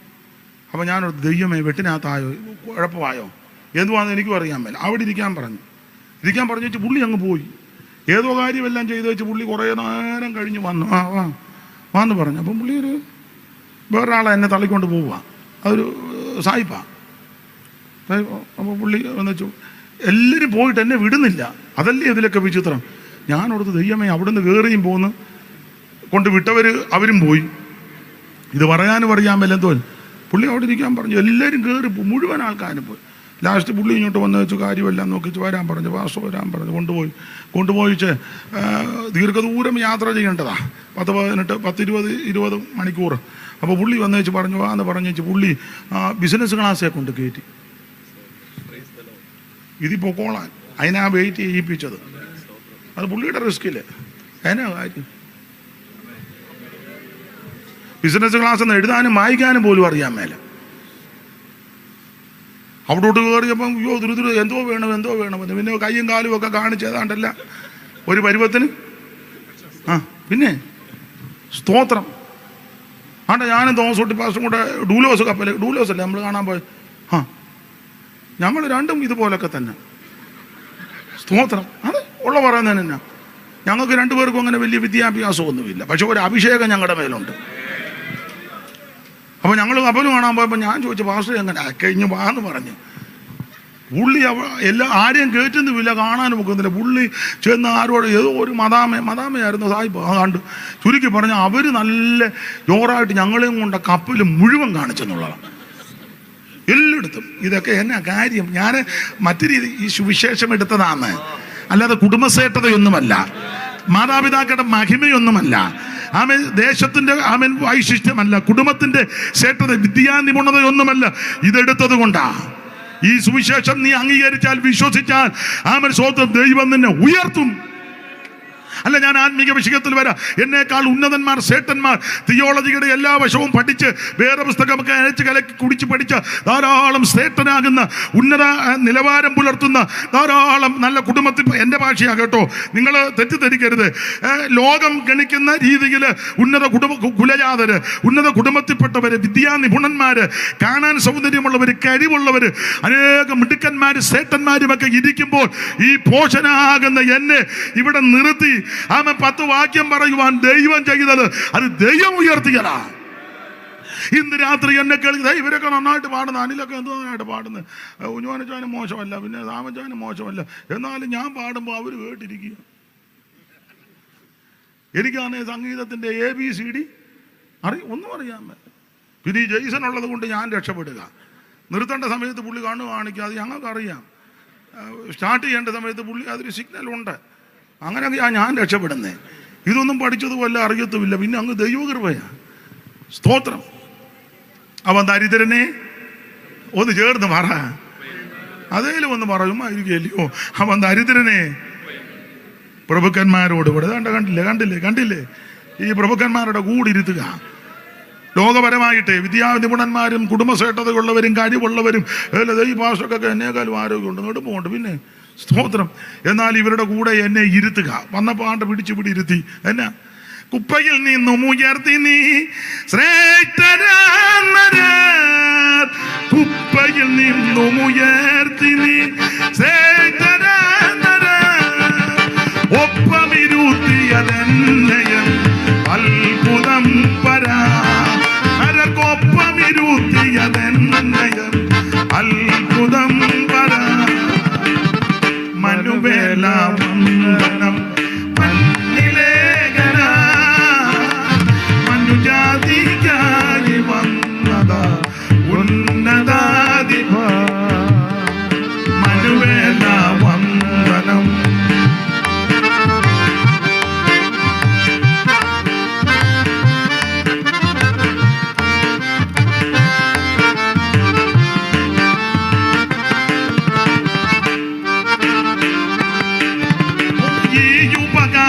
ചെയ്യുവാൻ യോഗ്യനല്ല ഞാൻ, ഈ ഉപകാരം ചെയ്യുവാൻ യോഗ്യനല്ല ഞാൻ, ഓ ഈ ഉപകാരം ചെയ്യുവാൻ യോഗ്യനല്ല ഞാൻ, ഈ ഉപകാരം ചെയ്യുവാൻ യോഗ്യനല്ല ഞാൻ, ഈ കൃപ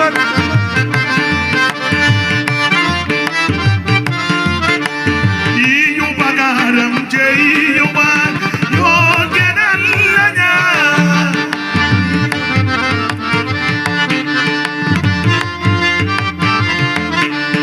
ഈ ഉപകാരം ചെയ്യുവാൻ യോഗ്യനല്ല ഞാൻ, നീ കൃപ കാട്ടി നായക ജീവനായക, നീ കൃപ കാട്ടി നായക ജീവനായക, മനുവേല വന്ദനം മണ്ണിലേഖന, മനുജാതിക്കായി വന്നവ ഉന്നതാധിപ, മനുവേല വന്ദനം.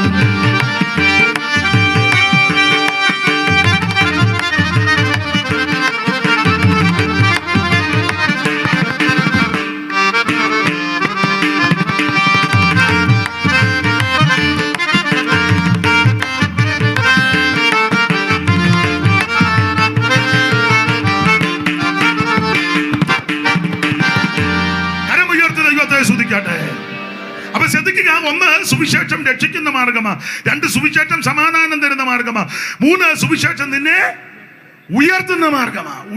ഉയർത്തും. ഞാൻ 3 പോയിന്റ് ഇന്ന് പറയുന്നുള്ളൂ. ദൈവം അനുവദിച്ചാൽ ബാക്കി ഒരു 10-12 ഉണ്ട്, അത് നാളെ പറയാം. കാരണം ഇന്ന് എടുത്ത വാക്യത്തിലോട്ടൊന്ന് വരണമല്ലോ. ഇതിന്റെ ബാക്കി നാളെയും കൂടെ ചേർത്തായിരിക്കും, കുഴപ്പമില്ലല്ലോ. അത് മതി.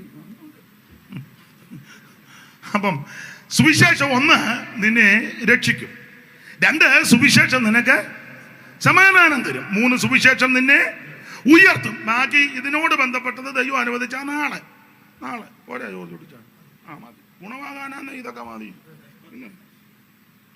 എടുത്ത വാക്യത്തോടൊന്ന് കൂറ് പുലർത്തണമല്ലോ. നമ്മൾ ആ യോഹന്നാന്റെ സുവിശേഷം 10:4 വായിച്ചത്. ദൈവത്തിന് മഹത്വം. ഓർപ്പിച്ചല്ലോ, യോഹന്നാന്റെ സുവിശേഷത്തിന്റെ പ്രത്യേകത യേശുക്രിസ്തു ദൈവമാണെന്ന് തെളിയിക്കുക. ഓരോ അധ്യായത്തിലും യേശുക്രിസ്തുവിന്റെ മഹിമയും മഹത്വവും വെളിപ്പെടുത്തുക. 1-ാം അധ്യായത്തിൽ ലോകത്തിന്റെ പാപത്തെ ചുമക്കുന്ന ദൈവകുഞ്ഞാടായി അവിടുന്ന് പരിരക്ഷിക്കുക. 2-ാം അധ്യായത്തിൽ അവൻ കാനാവിലെ കല്യാണ വീട്ടിൽ പച്ചവെള്ളത്തെ വീഞ്ഞാക്കിയ ദൈവം. 3-ാം അധ്യായത്തിൽ നിത്യജീവൻ കൊടുക്കുന്ന ദൈവം. അത് നിക്കോദോമസിനോടാണ് പറയുന്നത്. പുള്ളി വലിയ മിടുക്കനായിരുന്നു, എല്ലാ ഭാഗവും എടുക്കുന്നില്ല. നിക്കോദോമസ് പുള്ളിയെ പറ്റി കേൾക്കുന്ന 1 പുള്ളി 3-ാം അധ്യായത്തിന്റെ 1 വായിച്ച് ദൈവദാസനെ 3-ാം അധ്യായത്തിന്റെ 1 നമുക്കറിവുള്ള വാക്യമായി എന്നാലും ഒന്ന് വായിച്ചു. പരീശന്മാരുടെ കൂട്ടത്തിൽ യഹൂദന്മാരുടെ ഒരു പ്രമാണിയായി നിക്കോദോമസ് എന്ന പേരുള്ള ഒരു മനുഷ്യനുണ്ടായിരുന്നു. അവൻ രാത്രിയിൽ അവന്റെ അടുക്കൽ വന്ന് അവനോട്, അപ്പൊ ശ്രദ്ധിക്കുക, 1-2 കാര്യം പറഞ്ഞേച്ചങ്ങ് പോകാം, എല്ലാം പറയാൻ നേരമില്ല. ഈ നിക്കോദോമസിനോട് യേശു പറയുക, വീണ്ടും ജനിക്കണം. പുതുജനനം അത്യാവശ്യമാണ്. ഈ വീണ്ടും ജനിക്കേണ്ടത്. ചില ആൾക്കാർ ധരിക്കുന്നത് വേറെ ആൾക്കാരല്ല, എല്ലാവരും വീണ്ടും ജനിക്കണം. ഒന്ന്, ഇദ്ദേഹം പ്രമാണിയാണ്. അപ്പൊ പ്രമാണിമാര് വീണ്ടും ജനിക്കണം. ഞാൻ പൊടിയാട്ടുപിള്ളയിലെ വലിയ പ്രമാണിയാന്ന് പറഞ്ഞുകൊണ്ടൊന്നും കാര്യമില്ല. നീ വീണ്ടും ജനിക്കണം. സ്തോത്രം. എല്ലാവരും വീണ്ടും ഞാൻ വിവരിക്കുന്നില്ല, സമയത്തായി പോയപ്പോൾ നാളെ പറയാൻ ഒക്കുന്നെങ്കിൽ നാളെ 2 മണിക്കൂർ തരണേ. ഇന്നിപ്പോൾ ഞാനെല്ലാം അങ്ങ് വെട്ടിച്ചുരുക്കുക. ഈ സമയം കൂടുതൽ വയ്ക്കുന്ന ഇടയ്ക്കിടയ്ക്ക് ഈ 2 ശീലം പാടുന്നത് കൊണ്ടാണ്. മറ്റുള്ളവർക്ക് ഇത്രയും വേണ്ട, കാരണം അവർ അത് പൂർണ്ണമായിട്ട് അങ്ങ് പറയും. നമ്മൾ ഇടയ്ക്ക് ഇങ്ങനെയൊക്കെയാ നിന്ന് പഴയ്ക്കുന്നത്. അപ്പം ശ്രദ്ധിക്കുക, ഓരോ അധ്യായത്തിലും യേശുക്രിസ്തു ദൈവമാണെന്ന് തെളിയിച്ചു. 1-ാം അധ്യായത്തിൽ ലോകത്തിന്റെ പാപത്തെ ചുമക്കുന്ന ദൈവകുഞ്ഞാട്, 2-ാം അധ്യായത്തിൽ പച്ചവെള്ളത്തെ വീഞ്ഞാക്കിയ ദൈവം, 3-ാം അധ്യായത്തിൽ നിത്യജീവൻ കൊടുക്കുന്ന ദൈവം, 4-ാം അധ്യായത്തിൽ ആത്മാവാകുന്ന ദൈവം, 5-ാം അധ്യായത്തിൽ സകല ധീരങ്ങളും വ്യാധികളും പൊറുപ്പിക്കുന്ന ദൈവം, 6-ാം അധ്യായത്തിൽ സ്വർഗത്തിൽ നടക്കുമെന്ന ജീവന്റെ അപ്പമാകിയ ദൈവം, 7-ാം അധ്യായത്തിൽ ആത്മനിറവിനെ കൊടുക്കുന്ന സർവശക്തനായ ദൈവം, 8-ാം അധ്യായത്തിൽ സാക്ഷാൽ വെളിച്ചമായ ദൈവം, 9-ാം അധ്യായത്തിൽ പിറവിയിലെ കുരുടനെ സൗഖ്യമാക്കിയ അത്ഭുതങ്ങളുടെ ദൈവം, 10-ാം അധ്യായത്തിൽ നല്ല ഇടയനായ ദൈവം. ഓരോ അധ്യായത്തിൽ അവിടുത്തെ മഹിമയും ശ്രേഷ്ഠതയും വൈശിഷ്ട്യവും വെളിപ്പെടുത്തി. നമ്മൾ 10-4 വായിച്ചത്. ആ 4-ാമത്തെ വാക്യത്തിൽ എടുത്തു പറയുക, തനിക്കുള്ളവയൊക്കെയും പുറത്തു കൊണ്ടുപോയ, തനിക്കുള്ളവയൊക്കെയും പുറത്ത്. ഞാൻ ഓർപ്പിച്ചല്ലോ, ഇന്ന് രാത്രി ഓർപ്പിക്കട്ടെ. ദൈവത്തിന് മഹത്വം. ദൈവത്തിന് ആവശ്യമുള്ളതിന് എല്ലാം ദൈവം പുറത്തിറക്കും. 1-2 കാര്യങ്ങൾ വിശദീകരിക്കാതെ പോയിന്റ് മാത്രം പറഞ്ഞങ്ങ് ഇന്ന് നിർത്താം. അതിനെ ഇന്ന് സമയം അനുവദിക്കുന്നുള്ളൂ. എന്നാലും ഇത്രയും സമയം തന്നതിന് നന്ദിയുണ്ട് കേട്ടോ. ദൈവത്തിന് മഹത്വം. ദൈവത്തിന് ആവശ്യമുള്ളതിന് എല്ലാം സമയമാകുമ്പോൾ ദൈവം പുറത്തിറക്കും. ചില കാര്യങ്ങളൊന്നും ചിന്തിച്ചേച്ച് വിശദീകരിക്കുന്നില്ല, പോയിന്റ് മാത്രം വായിച്ചു. യോശുവയുടെ പുസ്തകം 6-ാം അധ്യായത്തിന്റെ 23, തനിക്കുള്ളവയെ പുറത്തു കൊണ്ടുവരുന്ന ദൈവമാ. യോശുവ 6:23 പെട്ടെന്ന് വായിച്ചു ദൈവദാസൻ. അങ്ങനെ ഒറ്റുകാരായ യവനക്കാർ ചെന്നു രാഹാബിനെയും അവളുടെ അപ്പനെയും അമ്മയെയും സഹോദരന്മാരെയും അവൾക്കുള്ള സകലത്തെയും പുറത്തു കൊണ്ടുവന്നു. മതി. തനിക്കുള്ളവയെ പുറത്തിറക്കുന്ന ദൈവം. പശ്ചാത്തല ഭാഗം നമുക്കറിയാം. ഇസ്രായേൽ യാത്ര ചെയ്ത് മുൻപോട്ട് വരികയാ, കനാനെ ലക്ഷ്യമാക്കി. ആ വരുന്ന യാത്രയിൽ ഇതിനിടയ്ക്ക് 40 കൊല്ലം കൊണ്ട് 42 ഇടങ്ങളിൽ ഏകദേശം പാളയം അടിച്ചു വരിങ്ങനെ മുൻപോട്ട് വരികയാ. അങ്ങനെ വന്ന് ഇതിനിടയ്ക്ക് അഹരോൻ മരിച്ചു, മിറിയാം മരിച്ചു, മോശ മരിച്ചു. ദൈവമടക്കി മോശയുടെ കൈക്ക് വെള്ളമടിച്ച് യോശുവ നേതൃത്വം നിരയിൽ വന്നു. അതിനകത്തൊരു മർമ്മമുണ്ട്. സ്വത്ത് ഇത് മക്കത്തായമൊന്നും അല്ല കേട്ടോ. ഇപ്പൊ എല്ലാം മക്കത്തായമ. അപ്പം ചാകുമ്പോൾ മോനെ പിടിച്ച് ഓവർഹിയർ ആക്കുക, ഇല്ലെങ്കിൽ അപ്പം പോകുന്നതിന് മുന്നേ അതിനുള്ള കുരുക്കൊപ്പിച്ചേച്ച്, അല്ലെ സൂപ്രണ്ട് ആകുമ്പോൾ സൂപ്രണ്ടിന്റെ മോനെ എങ്ങനെയാലും അടുത്ത സൂപ്രണ്ട് ആക്കാനുള്ള സൂത്രമെല്ലാം.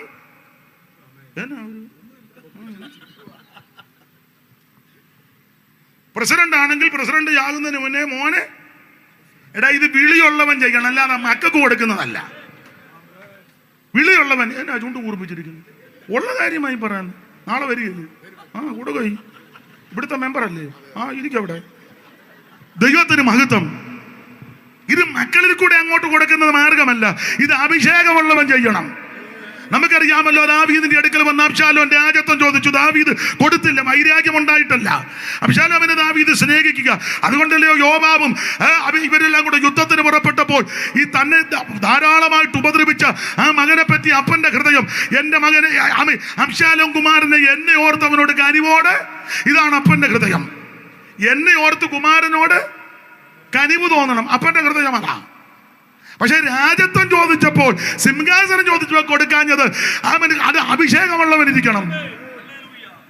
3 അഭിഷേകമല്ലയോ പ്രധാനപ്പെട്ട? രാജാഭിഷേകം, പുരോഗതി അഭിഷേകം, പ്രവാചക അഭിഷേകം. അബ്ശാലോമിന് അഭിഷേകമില്ല, പക്ഷെ കസേര വിട്ടണം. ഇപ്പോഴെല്ലാം കസേര മേടിക്കാൻ എങ്ങനെയാലും സൂത്രം, വോട്ട് പിടിക്കുകയും ചീട്ടുകിടുകയും സൂത്രം കൊടുക്കുകയും. ഇന്നാളൊരാൾ പറഞ്ഞ് കാശ് വീശുന്നെന്ന്. എങ്ങനെയാലും ഒന്ന് കയറി പറ്റണം. ചെല്ലുപിന്നെ അള്ളി പിടിച്ചിരിക്കുക. ഉടുപ്പ് പിടിക്കുമ്പോൾ ഇവൻ പോകുകയല്ല. എത്രയോ വർഷമായിട്ട് ചിലത് ഇങ്ങനെ അള്ളി പിടിച്ച് എന്നാ നിങ്ങൾക്കല്ല.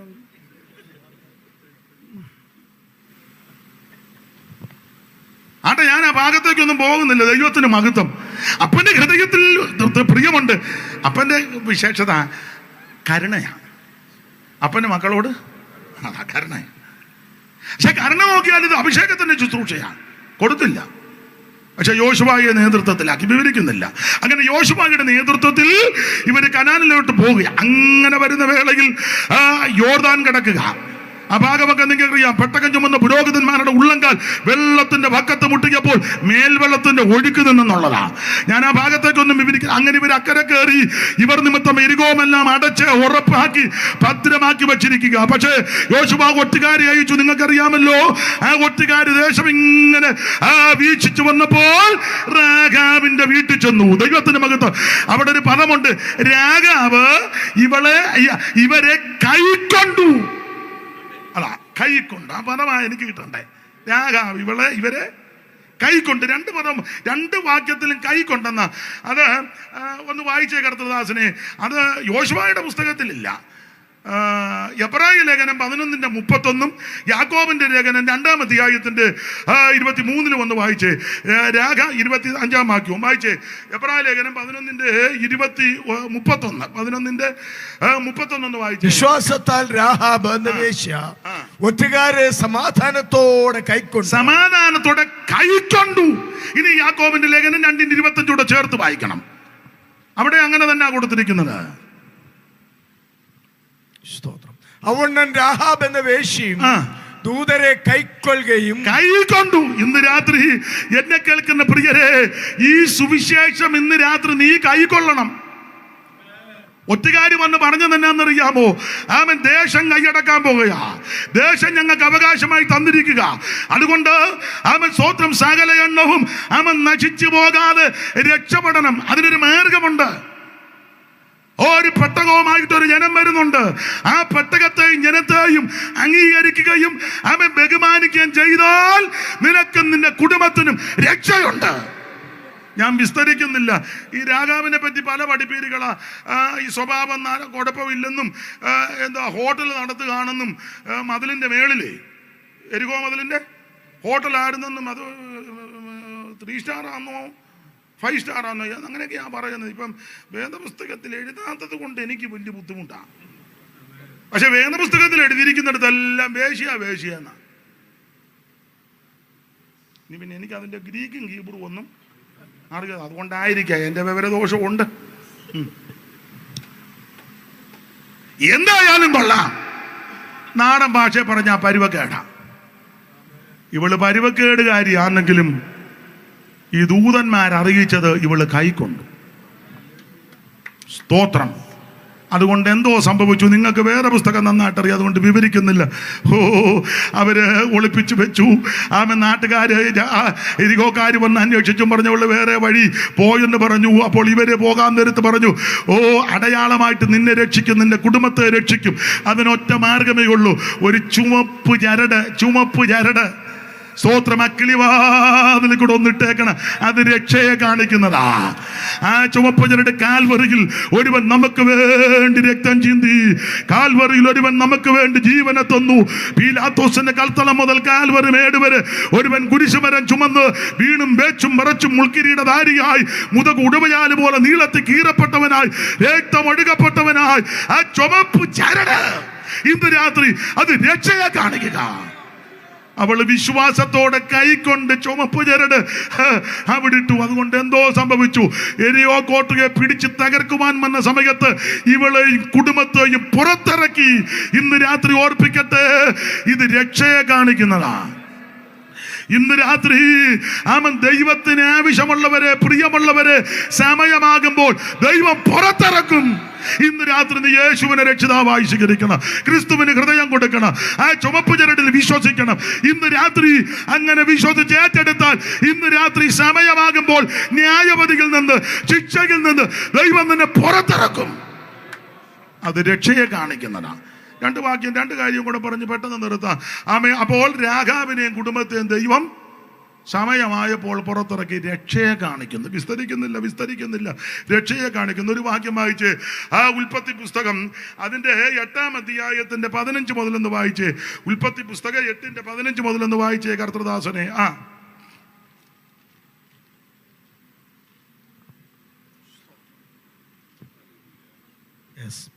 ദൈവം നോഹയോട് അരുളി ചെയ്തത്, ദൈവം നോഹയോട് അരുളി ചെയ്തത്, നീയും നിന്റെ ഭാര്യയും പുത്രന്മാരും പുത്രന്മാരുടെ ഭാര്യമാരും പെട്ടകത്തിൽ നിന്ന് പുറത്തിറങ്ങുവീൻ. പെട്ടകത്തിൽ നിന്ന് പുറത്തിറങ്ങുവീൻ. പിന്നെ പറവകളും മൃഗങ്ങളും നിലത്തിൽ നിന്ന് ഇഴയുന്ന ഇഴജാതിയുമായ സർവ്വജഡത്തിൽ നിന്നും നിന്നോടുകൂടെ ഇരിക്കുന്ന സകല ജീവികളെയും പുറത്തു കൊണ്ടുവരിക. അടുത്ത വാക്യം കൂടെ വായിച്ചോ, 19 വരെ വായിക്കണം. അവ ഭൂമിയിൽ അനവധിയായി വർദ്ധിക്കുകയും പെറ്റുപെരുകയും ചെയ്യട്ടെ. അങ്ങനെ നോഹയും അവന്റെ പുത്രന്മാരും ഭാര്യയും പുത്രന്മാരുടെ ഭാര്യമാരും പുറത്തിറങ്ങി തനിക്കുള്ളവയെ പുറത്തു കൊണ്ടുവരുന്ന ദൈവം. പശ്ചാത്തല ഭാഗവും ചരിത്രമൊക്കെ ഇവിടെ ഇരിക്കുന്ന സകല ആൾക്കാർക്കും അറിയാം, അതുകൊണ്ട് അധികം വിവരിക്കുന്നില്ല. നോഹയെയും കുടുംബത്തെയും ദൈവം പുറത്തിറക്കി എന്ന് പറയുമ്പോൾ അതിന് മറുവശമുണ്ട്, അകത്ത് കയറി. എന്തിനാ അകത്ത് കയറിയത്? അറിയാമല്ലോ. അകത്ത് കയറിയതിന്റെ കാരണം ഉൽപ്പത്തി പുസ്തകം നമ്മൾ പഠിക്കുമ്പോൾ അറിയാം. ഒറ്റവാക്കി പറയാം, അകത്ത് കയറാൻ കാര്യം ആരാധന നന്നായിട്ടുണ്ട്, പക്ഷെ വേർപാടില്ല. ജീവന ക്രമീകരണം, ആരാധന നന്നായിട്ട് നടക്കുന്നുണ്ട്. എല്ലാവരും ആരാധിച്ചെന്നാണ് എഴുതിയേക്കുന്നത്. ഉൽപ്പത്തി പുസ്തകം 4-ാം അധ്യായത്തിന്റെ ഒടുവിലത്തെ കണ്ടിക്കുക, 33 പോകുന്നത് ഇവിടെ ഈ ഭാഗത്തുണ്ട്. ചെറിയ കണ്ടിക്കുക. ആദാം തന്റെ ഭാര്യയുമായിട്ട് ജീവിതം ആരംഭിച്ചു. ഒരു മകനുണ്ടായി, ശേത്ത്. ഹാബേല് മരിച്ചു കഴിഞ്ഞ് പിന്നെ കയീൻ കിഴക്കോട്ടും പോയി. ആദാമും ഭാര്യയും കൂടെ ജീവിച്ചൊരു ചെറുക്കനുണ്ടായി, ശേത്ത്. വായിച്ച് 4-ാം അധ്യായത്തിൽ 4-ന്റെ ഒടുവിൽ 5-ന്റെ നേരെ മുകളിൽ കിടപ്പുണ്ട്. ഇത് വേറെ ബൈബിളാ അല്ലയോ? ബൈബിൾ സൊസൈറ്റിയുടെ എന്നാലും ഉണ്ടല്ലോ. ആദാം തന്റെ ഭാര്യയായ ഹവ്വയുമായിട്ട് ജീവിതം ആരംഭിച്ചു. ഒരു മകനുണ്ടായി, അവന്റെ പേര് ശേത്ത്. അടുത്ത വാക്യം, ശേത്തിനും ഒരു മകൻ ജനിച്ചു. അവന്റെ പേര് ഏനോശ്. ആ കാലത്ത് യഹോവയുടെ നാമത്തിലുള്ള ആരാധന തുടങ്ങി. ഈ ആരാധന നടക്കുന്നുണ്ടെങ്കിലും ക്രമീകരണം ഒന്നുമില്ല. ആരാധനയുണ്ട്, പക്ഷെ ഒരു ക്രമമില്ല. 6-ന്റെ വായിച്ചോ, അറിവുള്ള വാക്യമല്ലേ? മനുഷ്യൻ ഭൂമിയിൽ പെരുകി തുടങ്ങി. അവർക്ക് പുത്രന്മാർ ജനിച്ചപ്പോൾ ആരാധനയും തുടങ്ങി, ആൾക്കാർ പെരുകാനും തുടങ്ങി. അടുത്ത വാക്യം, ദൈവത്തിന്റെ പുത്രന്മാർ മനുഷ്യരുടെ പുത്രന്മാരെ സൗന്ദര്യമുള്ളവരെന്ന് കണ്ടിട്ടോ തങ്ങൾക്ക് ബോധിച്ചതുപോലെ ജീവിക്കുന്നത്. ബോധിച്ച പോലെ. ഇപ്പൊ അങ്ങനെ ബോധിക്കുന്ന പോലെ സഭയിലും വരും. ബോധിക്കുന്നത് പോലല്ലേ ഇരിക്കുന്നത്. അതെ, ആർക്കും ഒന്നും പറയാനും ഒക്കത്തില്ല. എല്ലാരും ബോധിച്ച പോലെ. നമ്മൾ ന്യായാധിപന്മാരുടെ പുസ്തകത്തിൽ വായിക്കുന്നത് 17-ാം അധ്യായത്തിന്റെ 6-ാമത്തെ വാക്യത്തിൽ ബോധിച്ച പോലെ നടന്നെന്ന. ഒന്ന് വായിച്ചോ, 17:6.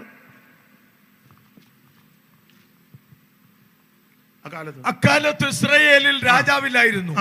ഓരോരുത്തൻ ബോധിച്ചതുപോലെ 17-ന്റെ 6 ബോധിച്ചതുപോലെ എന്നാ. 21-ന്റെ 25 വായിച്ച്. 21-ന്റെ 25. ആ കാലത്ത് ഇസ്രായേലിൽ രാജാവില്ലായിരുന്നു. ഓരോരുത്തൻ തനിക്ക് ബോധിച്ച പോലെ. 17-ന്റെ 6 ബോധിച്ചതുപോലെ. 21 ആയപ്പോ തുടക്കത്തിൽ എങ്ങനെയായിരുന്നു? ന്യായാധിപന്മാർ 1-ന്റെ 1 വായിച്ചേ. പെട്ടെന്ന് വായിര്. 1-ന്റെ 1 വായി. ഇന്ന് വാക്യം വായിച്ചു പാട് വരിക. നാളെ ഒരാളെ ഇങ്ങോട്ട് ഇരുത്തണേ. 1-ന്റെ 1 വായിച്ചു. ന്യായാധിപന്മാർ വായിച്ചു. യോശുവയുടെ മരണശേഷം ഇസ്രായേൽ മക്കൾ ഞങ്ങളിൽ ആരാകുന്നു കനാന്യരോട് യുദ്ധം ചെയ്യുവാൻ ആദ്യം പുറപ്പെടേണ്ടതെന്ന് യഹോവയോട് ചോദിച്ചു. തുടക്കത്തിൽ യഹോവയോട് ചോദിച്ച യാത്ര 17-ന്റെ 6 ബോധിച്ച പോലായി. അത് 21 വന്നപ്പോ തനിക്ക് ബോധിച്ച പോലായി. ഇത് തന്നെ ഉൽപ്പത്തിയിലും ഓരോരുത്തൻ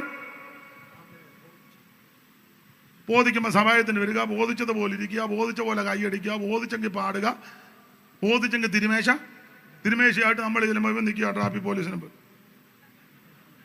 എല്ലാം ബോധിച്ച പോലല്ലേ. ഇഷ്ടമുള്ള ഡ്രസ് ഇട്ടുകൊണ്ട് വരിക. ഏതാ യോഗ്യമല്ലെന്ന് നമ്മൾ പറയുക, അയ്യോ ഇത് വേണേ ഇരുത്തിയാൽ മതിയെന്ന്. അങ്ങനുണ്ട്. എല്ലാം ബോധിച്ച പോലെ ആട്ടെ വിവരിക്കുന്നത്. ഇങ്ങനെയൊക്കെ ഉൽപ്പത്തിയിലും ഓരോരുത്തരും ബോധിച്ച പോലെ.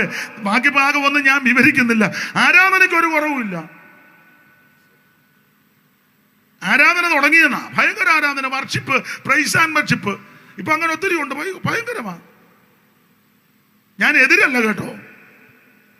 വർഷിപ്പ് കഴിഞ്ഞേച്ചുള്ള കാര്യവും ചിന്തിക്കണേ. പണ്ട് പ്രസാദ് ഭാഷ വർഷിപ്പ് നടത്തി, 2 വിളിച്ച് വർഷിപ്പ് നടത്തി. കുറച്ച് സ്വോത്ര കാഴ്ചക്ക് വേണം വന്നപ്പോൾ ഒരുത്തൻ തെങ്ങും തോട്ടത്തിൽ നിന്നു. അപ്പൊ അച്ഛാ അവനാണ്. പുള്ളി അങ്ങോട്ട് ഇറങ്ങി ചെന്ന് വെച്ചാൽ അവനുള്ള പൈസ കൊടുത്ത്, നീ ഇതിലേ തന്നെ തെങ്ങും തോട്ടം വഴി പൊക്കോളാൻ പറഞ്ഞു. അവൻ ആത്മാവിന് പോക കൊടുക്കും. വേറൊരുത്ത വർഷിപ്പ് കഴിഞ്ഞാഴ്ച തിയേറ്ററിൽ നിന്ന് ഇറങ്ങി വരുന്നത് കണ്ടതാണ്. അത് വേറൊരു വർഷിപ്പ് ആട്ടെ, ഞാനൊന്നും വിവരിക്കുന്നില്ല. നിർത്തുക. ദൈവത്തിന് മഹത്വം. ഓരോരുത്തം ബോധിച്ച പോലെ, അങ്ങനെ ബോധിച്ച പോലെ ജീവിച്ചപ്പം ദൈവം തമ്പുരാൻ നോഗയ്ക്ക് കൃപ കൊടുത്തച്ച് നോഗയോട് പറഞ്ഞു, അവൻ ന്യായപതി അയക്കാൻ പോകുകയാ. നീ അവൻ നെടുനീളം നടന്ന് പ്രസംഗിച്ചോണം. ഒരു വെള്ളപ്പൊക്കം അയക്കാൻ പോകുകയാ. ഈ വെള്ളപ്പൊക്കത്തിൽ നിന്ന് രക്ഷപ്പെടാൻ ഒറ്റ മാർഗമേ ഉള്ളൂ. ഒരു പെട്ടകം ഇവിടെ പണിയുന്നുണ്ട്. ഒറ്റവാതിൽ 3 തട്ട് പല കോഷ്ടങ്ങൾ. അവൻ ഇത് പ്രസംഗിക്കണം. രക്ഷപ്പെടാൻ ഇതിനകത്ത് കയറണം. നോഗ നന്നായിട്ട് പ്രസംഗിച്ചു. ഒരുത്തനും ഗുണമാകുന്നില്ല. ആൾക്കാരെല്ലാം പറഞ്ഞ അയാൾക്ക് വട്ടാന്ന്. എല്ലാവരും പറഞ്ഞ പുള്ളിക്ക് അത് സൈമൺ സാറ് കൊടുത്തിട്ടുണ്ട്. പോഷനാണ് ഇയാൾ, അയ്യോ തലയിൽ സ്ക്രൂ അയഞ്ഞു. പിള്ളേർ പറയാ വട്ടാന്ന്. ഈ തോമസ് കുട്ടി പാസ്റ്ററൊക്കെ ഇങ്ങനെ പരസ്യവും നടത്തുമ്പോൾ എന്നോടെടുത്ത് വട്ടാന്ന് പുള്ളിക്ക്. എവിടെ പൊട്ടാതെ എന്തെങ്കിലും തെളിയും വട്ടാന്നോ ഇല്ലയോ എന്ന്. എന്നോട് ഗോപുര കുഞ്ഞോളച്ചമ്മ പറഞ്ഞു, ഇവർ തൃശ്ശൂരിൽ നിന്ന് കുന്നംകുളം വരെ പരസ്യോത്തിന് പോവാ, മേരി ഗോപുര്. അപ്പോൾ ഞങ്ങളിങ്ങനെ സംസാരിച്ചപ്പോൾ കൊച്ചമ്മ എന്നോട് പറഞ്ഞതാ. ആദ്യം ഞാനിങ്ങനെ പല കാര്യങ്ങൾ ചോദിച്ചു. അപ്പോൾ കൊച്ചമ്മ പറഞ്ഞു, ഞാൻ ആദ്യമായിട്ട് പരസ്യോത്തിനാണ് പോകുന്നെന്ന് പറഞ്ഞു, സുവിശേഷം പറയാൻ. അപ്പോൾ ചോദിച്ചു, എൻ്റെ മാവി കൂടെ ഒരു സഹോദരി ഉണ്ടായിരുന്നു, അവരാ തമ്പയർ അടിക്കുന്നത്. അപ്പോൾ സമയത്ത് തമ്പയർ അടിക്കാൻ വന്നില്ല. അന്ന് കൊച്ചമ്മ സ്കൂളിലെ അധ്യാപികയായിട്ട് ജോലിയിൽ പ്രവേശിച്ചു. അപ്പം മാവി പറഞ്ഞു, എടി കുഞ്ഞോളെ നിനക്ക് തമ്പേർ കോട്ടാവുമെന്ന്. അപ്പം കോവിൽ കുഞ്ഞോളച്ചൻ പറഞ്ഞു, ഞാൻ തമ്പേർ കോട്ടാന്ന് പറഞ്ഞു. എന്നോട് പറഞ്ഞതാ. തൃശ്ശൂർ നെല്ലിക്കുന്നത്തിൽ നിന്ന് തമ്പേർ കൊട്ടി കുന്നംകുളം വരെ പോയി പരിശോധന നടത്തി. അപ്പം കൊച്ചമ്മ പറഞ്ഞു, ഞാൻ ചോദിച്ചു, അതെന്നെ അങ്ങനെ പ്രേരിപ്പിച്ചതോ? അയ്യോ, എൻ്റെ കർത്താവ് എനിക്ക് വേണ്ടി ജീവനെ തന്ന് എനിക്ക് വേണ്ടി ഏൽപ്പിച്ച് തന്നപ്പോൾ പിന്നെ എനിക്കിത് തമ്പേറടിക്കുന്നത് വലിയ മോശമായിട്ട് തോന്നുമോ? അപ്പോൾ ഞാൻ ചോദിച്ചു, ഏത് പാട്ടാ കൊച്ചമ്മ പാടിയത്? അതാ. അപ്പോൾ എന്നോട് പറയാം, ഞാൻ ഈ വരിയാ പാടിയത്. ബേദലേംപുരി മുതൽ കാൽവറി കുരിശോളം, ബേദലേംപുരി മുതൽ കാൽവറി കുരിശോളം, വേദനപ്പെട്ടു മമ വേദന അകറ്റിയ, വേദനപ്പെട്ടു മമ വേദന അകറ്റിയ ശ്രീയേശുനാഥൻ സ്നേഹം സ്വർഗമോടി വെടിഞ്ഞു എന്ന് തേടിത്തരയിൽ വന്ന ശ്രീയേശുനാഥൻ. ഇന്ന് രാത്രിയിൽ അവൻ എന്നെ കേൾക്കുന്ന പ്രിയരെ, അവൻ ആൾക്കാർ നമ്മളെ പരിഹസിക്കും, ആക്ഷേപിക്കും. നാട്ടുകാരെല്ലാം പറഞ്ഞത് പോഷനാണ് ഇയാൾ, അയ്യോ തലയിൽ സ്ക്രൂ അയഞ്ഞു. നട്ടുച്ചയ്ക്ക് അടുത്ത രാത്രി വരുമ്പോൾ നീ പൊട്ടനല്ലാതെ വല്ലോരും ചൊല്ലുമോ? ഉറക്കക്കുറവ് മൂലം വന്ന കറക്കമാണ്. ഉറങ്ങാത്തതിൻ്റെ ആണ്. ഉറക്കക്കുറവ് മൂലം വന്ന കറക്കമാണ്. അതുകൊണ്ട് 1-2 വൃത്തി എണ്ണ തേച്ച് കുളിച്ചാൽ ചറവറ പറയുന്നത് മാറും. കണ്ടമർത്തിയതോടല്ല മുങ്ങിച്ചാകുമെന്ന് ഇയാൾ തൊണ്ട വെണ്ടുള്ളൊരാൾ ഉണ്ടാമോ ജലപ്ലാവം മണ്ടയിൽ തലച്ചോറ് വേണ്ടേ? മനുഷ്യനായാൽ കുണ്ടാവണ്ടി വല്ലതും ഉണ്ടാകും വേണ്ടാതിനി. ആൾക്കാരൊക്കെ പരിഹസിച്ചു. പക്ഷേ ഹാസ്യമാൻ ചരൽക്കല്ല് വാരി എറിയുമ്പോഴും നോഹയ്ക്ക് യാതൊരു സങ്കോചവുമില്ല. ദൈവമായത് പറഞ്ഞു. എന്തിനേറെ അധികം വിവരിക്കുന്നില്ല, അറിയാമല്ലോ. നോഗ പ്രസംഗിച്ചു. എല്ലാവരും ഒന്നും ഇതിനകത്ത് കയറിയില്ലെങ്കിൽ തൻ്റെ കുടുംബം ഇതിനകത്ത് കയറി. നോഗയും നോഗയുടെ ഭാര്യയും പിന്നെ 3 ആൺപിള്ളേരും അവരുടെ ഭാര്യമാരുമെല്ലാം ഇതിനകത്ത് കയറി. ദൈവത്തിൻ്റെ മകത്ത് അത് സാറ് കൊടുത്തിരിക്കുന്ന പ്രയോഗം ഇങ്ങനെ: നോഗിൻ്റെ തനയരാം യാവേത്തും ഷേമും ഹാമും മോഹനഗാത്രികളാം അവർ തൻ ഭാര്യമാരും. നോഗിൻ്റെ പക്കിനെയും 8 പേര് ഇതിനകത്ത് കയറി. ദൈവം വാതിലടച്ചു. പിന്നെ ഇഴജാതിയും മൃഗജാതിയും പറവജാതിയൊക്കെ കയറി. വിസ്തരിക്കാനും ചൊല്ലാനും നേരമില്ലാത്തത് കൊണ്ടാണ് തത്തകൾ, പലതരം ഞാറകൾ, കുളക്കോഴി, നത്തോട്ട്, പൊന്മാൻ, മരം കൊത്തിയും വേഴാമ്പലും ഇത്യാദി പക്ഷികളും ഇതര ജീവിവർഗവും ഇതെല്ലാം ഇതിനകത്ത് കയറി. ദൈവം വന്ന് വാതിലടച്ചു. സകല ആൾക്കാർ ഓർത്തത് ഇതോടെ തീർന്നെന്നാ. പക്ഷേ ആമൻ പരിഹസിച്ചവരും ആമൻ ആക്ഷേപിച്ചവരും എല്ലാം വെള്ളം കുടിച്ച് ചത്ത് ആമൻ ചങ്ങാടം പോലെ ഒഴുകി നടക്കുക. സൈമൺ സാറ് കൊടുത്തിരിക്കുന്ന ഒരു പ്രയോഗം, ചമ്മന്തിക്ക് പോലും ഒരുത്തനെ കിട്ടില്ലെന്നാ. ചമ്മന്തി അരയ്ക്കാൻ പോലും ഒരുത്തനെ കിട്ടിയില്ല. സകല എണ്ണത്തിനെയും തീർത്തു. പക്ഷേ ആമൻ തീർന്നെന്ന് പലരും വിചാരിച്ചപ്പോൾ, ആമൻ സമയമായപ്പോൾ ദൈവം ഇതിൻ്റെ വാതിൽ തുറന്ന് ഇവരെ പുറത്തിറക്കി. ഈ പെട്ടകത്തിനകത്ത് കയറിയതും ഈ വെള്ളപ്പരപ്പിക്കൂടെ ഒഴുകി നടന്നത് എന്തിനെ കാണിക്കുന്നു ചോദിച്ചാൽ ഇത് സ്നാനത്തെ കാണിക്കുക. അതാണല്ലോ പത്രോസിന്റെ 1-ാം ലേഖനം 3-ാം അധ്യായത്തിന്റെ 20 ഒന്ന് വായിച്ചു. അറിവുള്ള വാക്യമായെങ്കിലും ഒന്ന് വായിച്ചു. ദൈവത്തിന് മഹത്വം. പത്രോസിന്റെ 1-ാം ലേഖനം 3-ാം അധ്യായത്തിന്റെ 20-ാമത്തെ വാക്യം. നമ്മുടെ സുവിശേഷ യോഗമല്ലേ, ഓർഡറിൽ അങ്ങോട്ട് മെസ്സേജ് പോട്ടതിന് കുഴപ്പമില്ലല്ലോ. ദൈവത്തിന് മഹത്വം. രാഗാവ് ചുമപ്പ് ചരടിട്ട് രക്ഷപ്പെട്ടത് രക്ഷയെ കാണിക്കുന്നു. ഇവിടെ നോഹയും കുടുംബവും പെട്ടകത്തിൽ കയറിയത് അതിനെ കാണിക്കുന്നു. വായിര്. ആ പെട്ടകത്തിൽ അല്പജനം, ആ പെട്ടകത്തിൽ അല്പജനം എന്ന് വെച്ചാൽ 8 പേര് വെള്ളത്തിൽ കൂടി രക്ഷപ്രാപിച്ചു. അടുത്ത ഫലം അത് സ്നാനത്തിനൊരു മുൻകുറി. അങ്ങനെയെങ്കിൽ ഇന്ന് രാത്രി എന്നെ കേൾക്കുന്ന പ്രിയരെ, തനിക്ക് പ്രിയമുള്ളവരെ അവൻ പുറത്തിറക്കും. എന്തിന്? 1 രക്ഷാനിർണയം പ്രാപിക്കുവാൻ, 2 സ്നാനപ്പെടുവാൻ. സ്നാനമോ ജഡത്തിന്റെ അഴുക്ക് കളയാനല്ല, ദൈവത്തോട് നല്ല മനസാക്ഷിക്കാം. യേശു മാതൃക കാണിച്ചു തന്നു. അപ്പോസ്തലന്മാരെല്ലാം ഉപദേശം ഉറപ്പിച്ചിരിക്കുക. ഇന്ന് രാത്രി ഈ സ്നാനം ദൈവത്തിന്റെ കൽപ്പനയാ, ദൈവത്തിന്റെ നീതിയാ, ദൈവത്തിന്റെ ആലോചനയാ, ദൈവത്തിന്റെ അരുളപ്പാടാ. യേശുവിനോട് ചേരുവാനാ, യേശുവിനെ ധരിക്കുവാനാ, അവിടുത്തെ മരണ അടക്ക പുനരുത്ഥാനത്തോട് ഏകീഭവിക്കുന്നതാ ഇന്ന് രാത്രി. അതുകൊണ്ട് എന്നെ കേൾക്കുന്ന പ്രിയരെ, അവൻ തനിക്ക് പ്രിയമുള്ളവരെ പുറത്തിറക്കും. നോഹയെയും കുടുംബത്തെയും പുറത്തിറക്കി. ഇത് സ്നാനത്തിനൊരു മുൻകുറിയാ. ഓടിച്ചു നിർത്തുക. ആമേ, തനിക്ക് പ്രിയമുള്ളവരെ പുറത്തു കൊണ്ടുവരുന്നത്. ഈ ഒരു വാക്യം വായിച്ചു. അപ്പൊ രാഘാവിനെ കുടുംബത്തെയും പുറത്തിറക്കി രക്ഷയെ കാണിക്കുന്നതാ. നോഹയും കുടുംബത്തെയും പുറത്തിറക്കി, അത് സ്നാനത്തെ കാണിക്കുന്നതാ. 3 ഓർഡറിൽ പോട്ടെ. യെസ്രായുടെ പുസ്തകം 1:7 വായിച്ചു. അറിവുള്ള വാക്യം 1 വായിച്ചു. യെസ്രാ 1:7.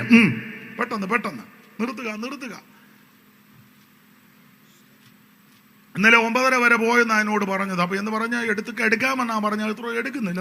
നെബൂഖദ്നേസർ യെരൂശലേമിൽ നിന്ന് കൊണ്ടുപോയി ദേവന്മാരുടെ ക്ഷേത്രത്തിൽ യഹോവാലയം വക ഉപകരണങ്ങളും കോരേശ് രാജാവ് ഉപകരണങ്ങളും പുറത്തിറക്കി. ദൈവത്തിന് മഹത്വം. വിസ്തരിക്കുന്നില്ല, പോകാനുള്ള കാര്യമുണ്ട്. എന്തിനാ ഇവര് പോയത്? ആരാ കൊണ്ടുപോയത്? ആരെയൊക്കെ കൊണ്ടുപോയി? ഇതെല്ലാം പുസ്തകത്തിൽ വാക്യമാ. പോകാൻ കാര്യം, പല കാര്യത്തിൽ പ്രധാനപ്പെട്ട കാര്യം ശബത്തിനെ അശുദ്ധമാക്കി. ദൈവത്തിന് മഹത്വം. ദൈവ പ്രമാണം ലംഘിച്ച് നടക്കുക. ഇവര് പ്രമാണത്തിൽ നിൽക്കുന്നില്ല. ജാതികളുടെ മര്യാദകളൊക്കെ കാണുകയും പഠിക്കുകയും അതിനകത്ത് കൊണ്ടുവന്ന ആ ഭാഗത്തേക്ക് പോകുന്നില്ല. അതുകൊണ്ട് ദൈവം തമ്പുരാൻ യെരമ്യാവ് മുഖാന്തരം യിരെമ്യാ പ്രവചനം 25:12, 29:11, 12, 2 നിവൃത്താന്തം 36:21, ദാനിയേൽ പ്രവചനം 9:2 ചേർത്ത് പഠിക്കുമ്പോൾ 70 കൊല്ലം ഇവര് അടിമകളായി പോകും. അങ്ങനെ ഇവരെ ബദ്ധരാക്കി കൊണ്ടുപോയവർ സിയോൻ ഗീതങ്ങളിൽ 1 പാടാൻ 137-ാം സങ്കീർത്തനത്തിൽ ഹെസ്കേൽ പ്രവചനം 1-ാം അധ്യായത്തിൽ കബാർ നദിയുടെ തീരത്തൊക്കെ ഇരിക്കുക. ഭാഗമൊന്നും വിവരിക്കുന്നില്ല, അറിയാം. എന്നാൽ ദൈവത്തിന് മഹത്വം. നെബൂഖദ്നേസർ രാജാവ് യെരൂശലേം നിരോധിക്കാമെന്ന് അവൻ എല്ലാവരെയും ഒന്നും കൊണ്ടുപോയില്ല. അവനും സെലക്ട് ചെയ്താ കൊണ്ടുപോയത്. 24:14 വായിച്ചു. രാജാക്കന്മാരുടെ 2-ാം പുസ്തകം 24:14 വായിച്ചു. അറിവുള്ള വാക്യമായി എങ്കിലും ഒന്ന് വായിച്ചു. എല്ലാവരെയും കൊണ്ടുപോയില്ലല്ലോ. 24:14 പെട്ടെന്നൊന്ന് വായിച്ചു.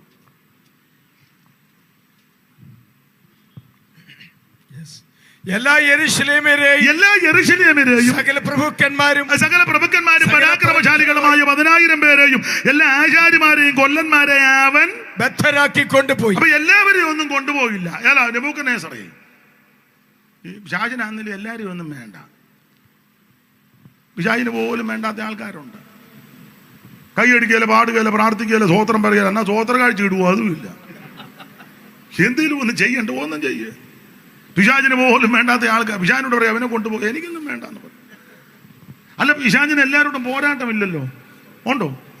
നമുക്ക് വചനം അറിയാവില്ല. നിങ്ങൾക്ക് ശിംശോനും അപ്പനും അമ്മയും കൂടെ തിമ്മിലേക്ക് പോവുക. എന്തിനു പോവുക? ഞാൻ എന്തിനു പോകും? ഒരു തൊഴിലില്ലാതെ അപ്പനും അമ്മയും ശിംശോനും കൂടെ പോവുകയാണ് തിമ്മിലേക്ക്. അല്ലേ? ഉറക്കെ പറഞ്ഞോ? ശരിയാ?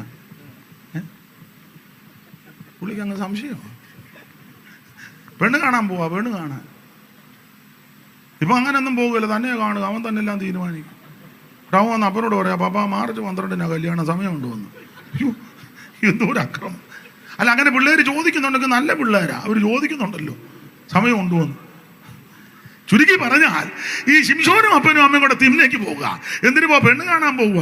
നമുക്കറിയാം, അങ്ങനെ പെണ്ണ് കാണാൻ അങ്ങോട്ട് പോയി തിമ്മിനിക്കരികെ ഒരു മുന്തിരിത്തോട്ടത്തിന്റെ സമീപേ കൂടെ പോയപ്പോൾ ഒരു ബാലസിംഹം അവന്റെ നേരെ അപ്പനും അമ്മയും കൂടെ ഉണ്ട്, അവർക്ക് നേരെ വന്നില്ല, വന്നത് ശിംശോന്റെ നേരെയാ. അതിന് പ്രധാനപ്പെട്ട കാര്യം ന്യായമായി ചിന്തിച്ചാൽ ഇവൻ യൗവനക്കാരനാ. രക്തത്തിന് തിളപ്പുള്ള, ചൂടുള്ള, ഉശിരുള്ള, ഉന്മേഷമുള്ള രക്ത പ്രവാഹമൊക്കെ നന്നായിട്ട് നല്ല പവറില്ല. ബ്ലഡ് സർക്കുലേഷൻ, ഒരു ഇംഗ്ലീഷ് നിൽക്കട്ടെ, തെറ്റിയോ? ബ്ലഡ് സർക്കുലേഷൻ തെറ്റിയോന്ന് കൊടുകൈ ദൈവത്തിന് മകത്ത് എന്നാ ഒരു ഊറിയേജി. ഞാൻ ഇംഗ്ലീഷ് പറഞ്ഞ ഇഷ്ടപ്പെട്ടില്ലേ?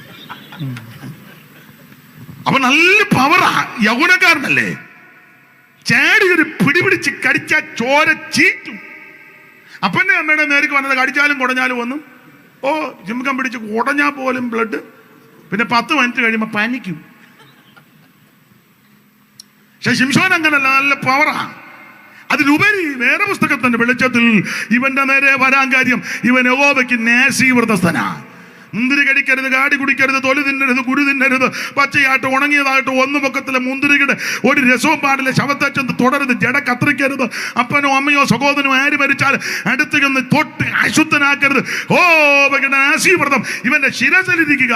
വ്രതന്മാരോടാ പ്രശ്നം, എല്ലാവരോടും പോരാടുകയല്ല, എല്ലാവർക്കും പ്രശ്നമില്ല. അതുകൊണ്ട് നെബൂഖദ്നേസർ രാജാവ് ഒന്നും സെലക്ട് ചെയ്താ കൊണ്ടുപോകുന്നത്. എല്ലാ യെരൂശലേമിനെയും വായിച്ച് 24:14 സ്തോത്രം. എല്ലാ യെരൂശലേമിനെയും സകല പ്രഭുക്കന്മാരും സകല പരാക്രമശാലികളുമായി 10,000 പേരെയും എല്ലാ ആശാരിമാരെയും കൊല്ലന്മാരെയും അവൻ ബദ്ധരാക്കി കൊണ്ടുപോയി. സിംഹപ്രതാപിയാം ബാബിലോൺ രാജൻ സാമ്രാജ്യം മൂർത്തി തൻ പൊൻചിത സയോൻ. സിംഹപ്രതാപിയാം ബാബിലോൺ രാജൻ സാമ്രാജ്യം മൂർത്തി തൻ പൊൻചിത സയോൻ. BC 606 സ്വരാജ്യം സ്ഥാപിച്ചു തന്നിച്ച പോലെ നടത്തിന 5ാം രാജ്യം ഉണ്ടാമേ. പരമഞ്ചാം രാജിതം ഉണ്ടാമേ. തുഞ്ചിടാതെ കേൾക്കിൽ നിന്ന് നെഞ്ചിലാനന്ദം വളർത്തും. തുഞ്ചിടാതെ കേൾക്കിൽ നിന്ന് നെഞ്ചിലാനന്ദം വളർത്തും. 5ാം രാജിതം ഉണ്ടാമേ. പരമഞ്ചാം രാജിതം ഉണ്ടാമേ.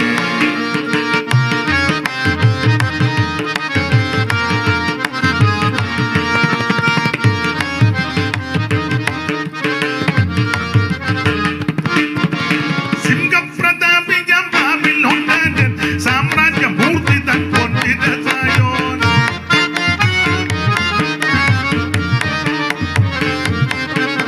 സിംഹപ്രതാപിയാം ബാബിലോൺ രാജൻ സാമ്രാജ്യം മൂർത്തി തൻ പൊൻചിത സയോൻ.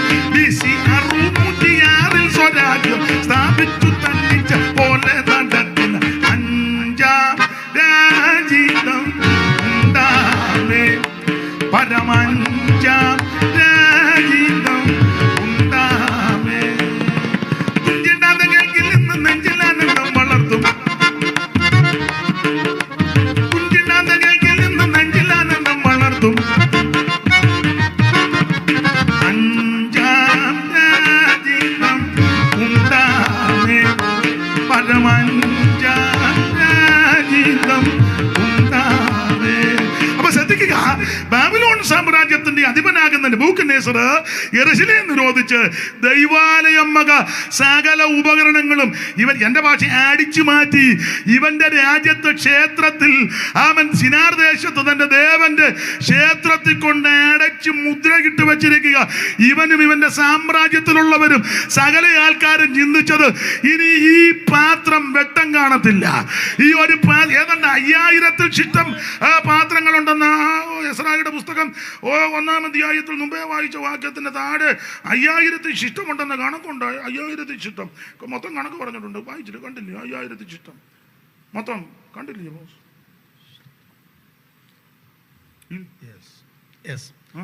പൊന്നും വെള്ളിയും കൊണ്ടുള്ള ഉപകരണങ്ങൾ ആകെ 5400 ആയിരുന്നു. അത്ര കൃത്യമായിട്ടാ.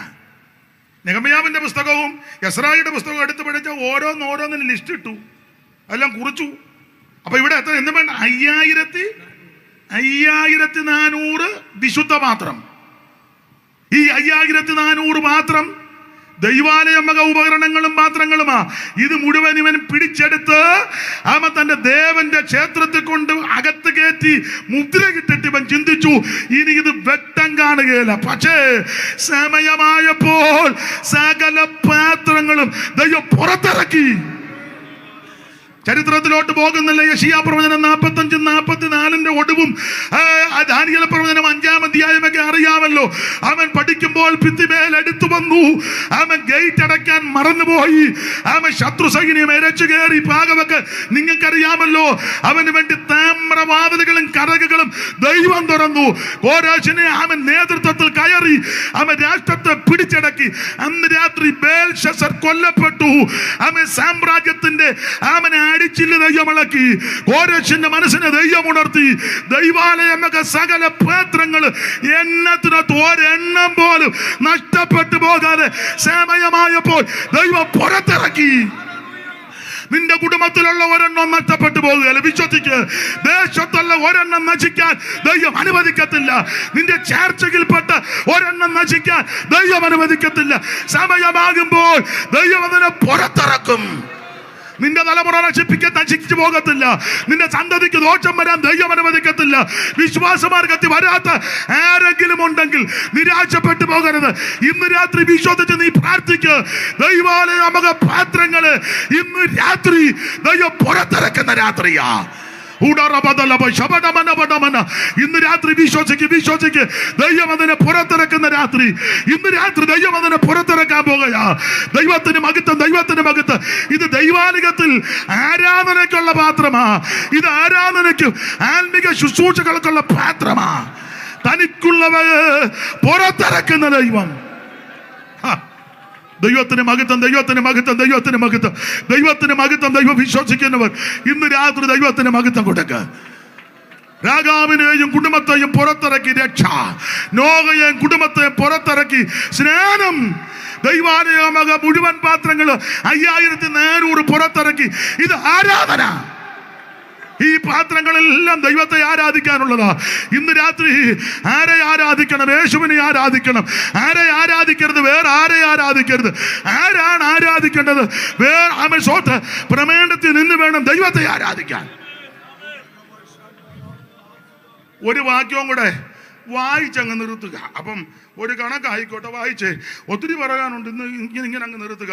ഉൽപ്പത്തി പുസ്തകം 19-ാം അധ്യായത്തിന്റെ 16-ഉം 17-ഉം ഒന്ന് വായിച്ചു. അതുകൂടെ വായിച്ചങ്ങ് നിർത്താം. ഉൽപ്പത്തി 19-ന്റെ 16-ഉം 17-ഉം. പെട്ടെന്ന് അറിവുള്ള വാക്യമെങ്കിലും വായിച്ചു. സ്തോത്രം. അവൻ താമസിച്ചപ്പോൾ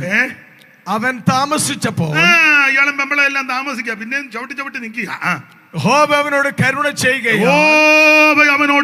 ചെയ്യുകയാണ്. ആ പുരുഷന്മാർ അവനെയും ഭാര്യയെയും 2 പുത്രിമാരെയും കൈക്ക് പിടിച്ച് പട്ടണത്തിന്റെ പുറത്തു കൊണ്ടുപോയി തനിക്കുള്ളവയെ പുറത്തിറക്കുന്ന ദൈവം. ഇയാള് പിന്നെ താമസിക്കുക. ആരാ? മിസ്റ്റർ ലോത്തും മിസ്സിസ് ലോത്തും 2 പിള്ളേരുടെ എനിക്ക് പേരറി.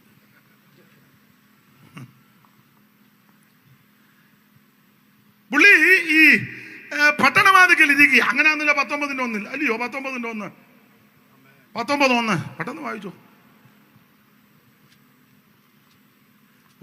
മടക്കി വെക്കുമായിരുന്നു. ആ 2 ദൂതന്മാർ വൈകുന്നേരത്ത് സൊദോമിലെത്തി. ലോത്ത് സൊദോം പട്ടണവാതിക്കൽ ഇരിക്കുകയായിരുന്നു. അതിഥി ജനഹേളനം ചെയ്യുവാനൊരും പട്ട ചതികരമരാഗ്രരിൻ സാധുവാം ശിക്ഷയിൽ അതിഥികളെ ഹേളനം ചെയ്യാൻ പോവുക. അപ്പൊ ഈ പട്ടണവാതിക്കൽ ലോത്ത് ഇങ്ങനെ പട്ടണവാതിക്കലിരിക്കുക. അബ്രഹാം കൂടാരവാതിക്കൽ 18:1 അറിവുള്ള വാക്യമാണ്. എങ്കിലും വായിച്ചോ 18:1. അനന്തരം യഹോവ അവന് മമ്രയുടെ തോപ്പിൽ വെച്ച് പ്രത്യക്ഷനായി. വെയിൽ ഉറച്ചപ്പോൾ അവൻ കൂടാരവാതിക്കൽ. ഒരാള് പട്ടണവാതിക്കലും ഒരാള് കൂടാരവാതിക്കലും ഒന്നിച്ചിറങ്ങിയതാ. പക്ഷെ ഇരിപ്പ് 2 സ്ഥലത്ത് വിസ്തരിക്കുന്നില്ല. ലോത്ത് പട്ടണവാതിക്കൽ നിന്ന് എന്തുകൊടുക്കുകയായിരുന്നു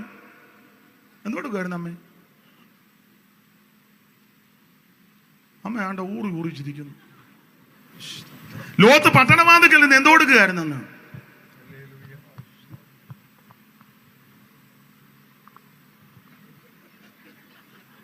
പക്ഷെ അതൊന്നും പൊതുവിലൊന്നും പൊതുവിൽ പറയാം. പിന്നെ പുസ്തകത്തിലുണ്ടല്ലോ. എന്നമ്മേ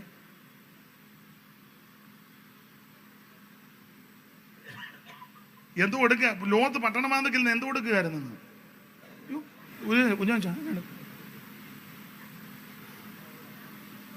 എന്നമ്മേ ആ ഒരു വാക്യം വായിച്ചു. പുള്ളി എന്നെ എടുക്കുകയായിരുന്നെന്ന്. പത്രോസിന്റെ 2-ാം ലേഖനം, ഉൽപ്പത്തിയിലൊന്നുമില്ല. പത്രോസിന്റെ 2-ാം ലേഖനം 2:16 മുതൽ വായിച്ചു.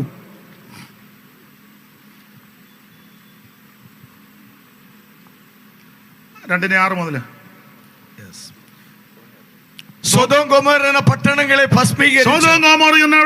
ഭസ്മീകരിച്ച ഉന്മൂലനാശത്തെ ന്യായം വിധിച്ച് മേലാൽ ഭക്തികെട്ട് നടക്കുന്നവർക്ക് ദൃഷ്ടാന്തമാക്കി വെക്കുകയും അധർമ്മികളുടെ ഇടയിൽ വസിച്ചിരിക്കുമ്പോൾ നാൾതോറും അവരുടെ അധർമ്മ പ്രവർത്തികൾ കണ്ടും കേട്ടും. ഇതൊക്കെ ആ പുള്ളിയുടെ തോടില്. പുള്ളി പാപം ചെയ്യുന്നില്ല, പക്ഷെ ഇതെല്ലാം അയ്യോ മുതിരാതവരായിരുന്നു കാണുന്നത്.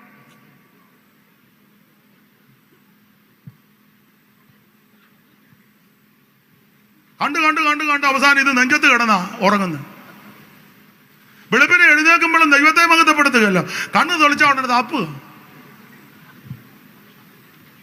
തലയിണയുടെ കീഴിലാണോ കട്ടില് ഇങ്ങനെ കണ്ടിട്ടില്ലേ തപ്പുക. ദാവീദ് പറഞ്ഞു, ഞാൻ രാവിലെ തപ്പുന്നല്ല, ഞാൻ രാവിലെ നിനക്കായി. അവള് രാവിലെ കടന്ന് തപ്പുക. എന്ത് പെമ്പിളോടേക്ക് എന്ത് ചേടി എൻ്റെ മോൻ, അവളും തപ്പുക. അപ്പറ ഒന്ന് അങ്ങോട്ട് ചെരിഞ്ഞു കിടന്ന് കാണുന്നു, ഇന്ന് ഇങ്ങോട്ട് ചെരിഞ്ഞു കിടന്നു. ആണ്ടിരുന്ന് കുത്തിയിരുന്ന് ഇരിക്കുന്നത് നിങ്ങളെ കണ്ട കാര്യാ പറഞ്ഞു. ഭാഷ ഇതങ്ങനെല്ലാം അറിഞ്ഞെന്ന്. ദൈവത്തിന് മഹത്വം. നേർതോറും അവരുടെ അധർമ്മ പ്രവൃത്തി കണ്ണുമായിട്ട് നിയമം ചെയ്യണേ, കാറ് തുളയ്ക്കണേ, നാവിന് നിയന്ത്രണം വേണേ.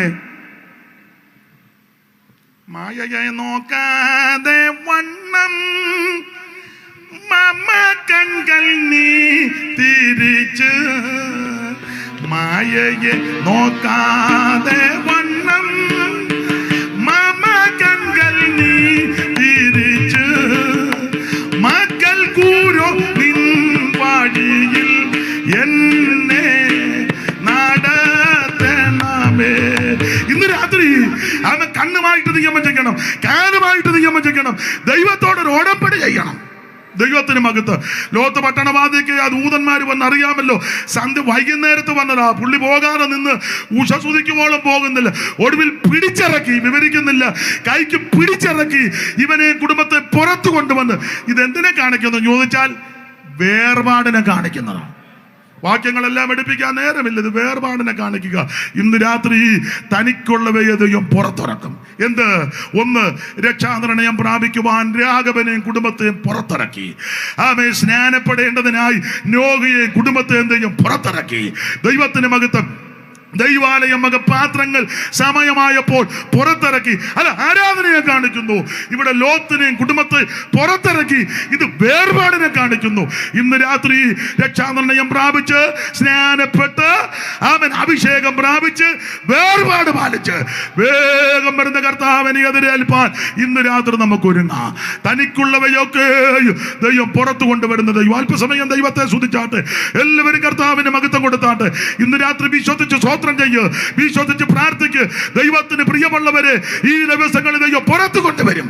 വിശ്വസിക്കുന്നവർ അല്പസമയം ദൈവത്തിന് മഹത്വം കൊടുക്കുക. ഇന്ന് രാത്രി ദൈവം അത്ഭുതം ചെയ്യട്ടെ. തനിക്കുള്ളവയെ ദൈവം പുറത്തു കൊണ്ടുവരട്ടെ. അല്പസമയം ദൈവത്തിന് മഹത്വം കൊടുക്കാം. ഈ ദിവസങ്ങളിൽ അനേകർ രക്ഷിക്കപ്പെടുവാൻ, സ്നാനപ്പെടുവാൻ, അഭിഷേകം പ്രാപിക്കുവാൻ, വേർപാട് പാലിച്ച് ദൈവത്തെ ആരാധിപ്പാൻ ദൈവം കരുണ ചെയ്യട്ടെ എന്ന് ആശീർവദിച്ചും പ്രാർത്ഥിച്ചും ഇന്ന് രാത്രി എന്നെ കേട്ടിരുന്ന എല്ലാവർക്കും ഒരിക്കൽ കൂടി നന്ദി ചൊല്ലി എൻ്റെ വാക്കിൽ നിന്ന് വിരമിക്കുന്നു.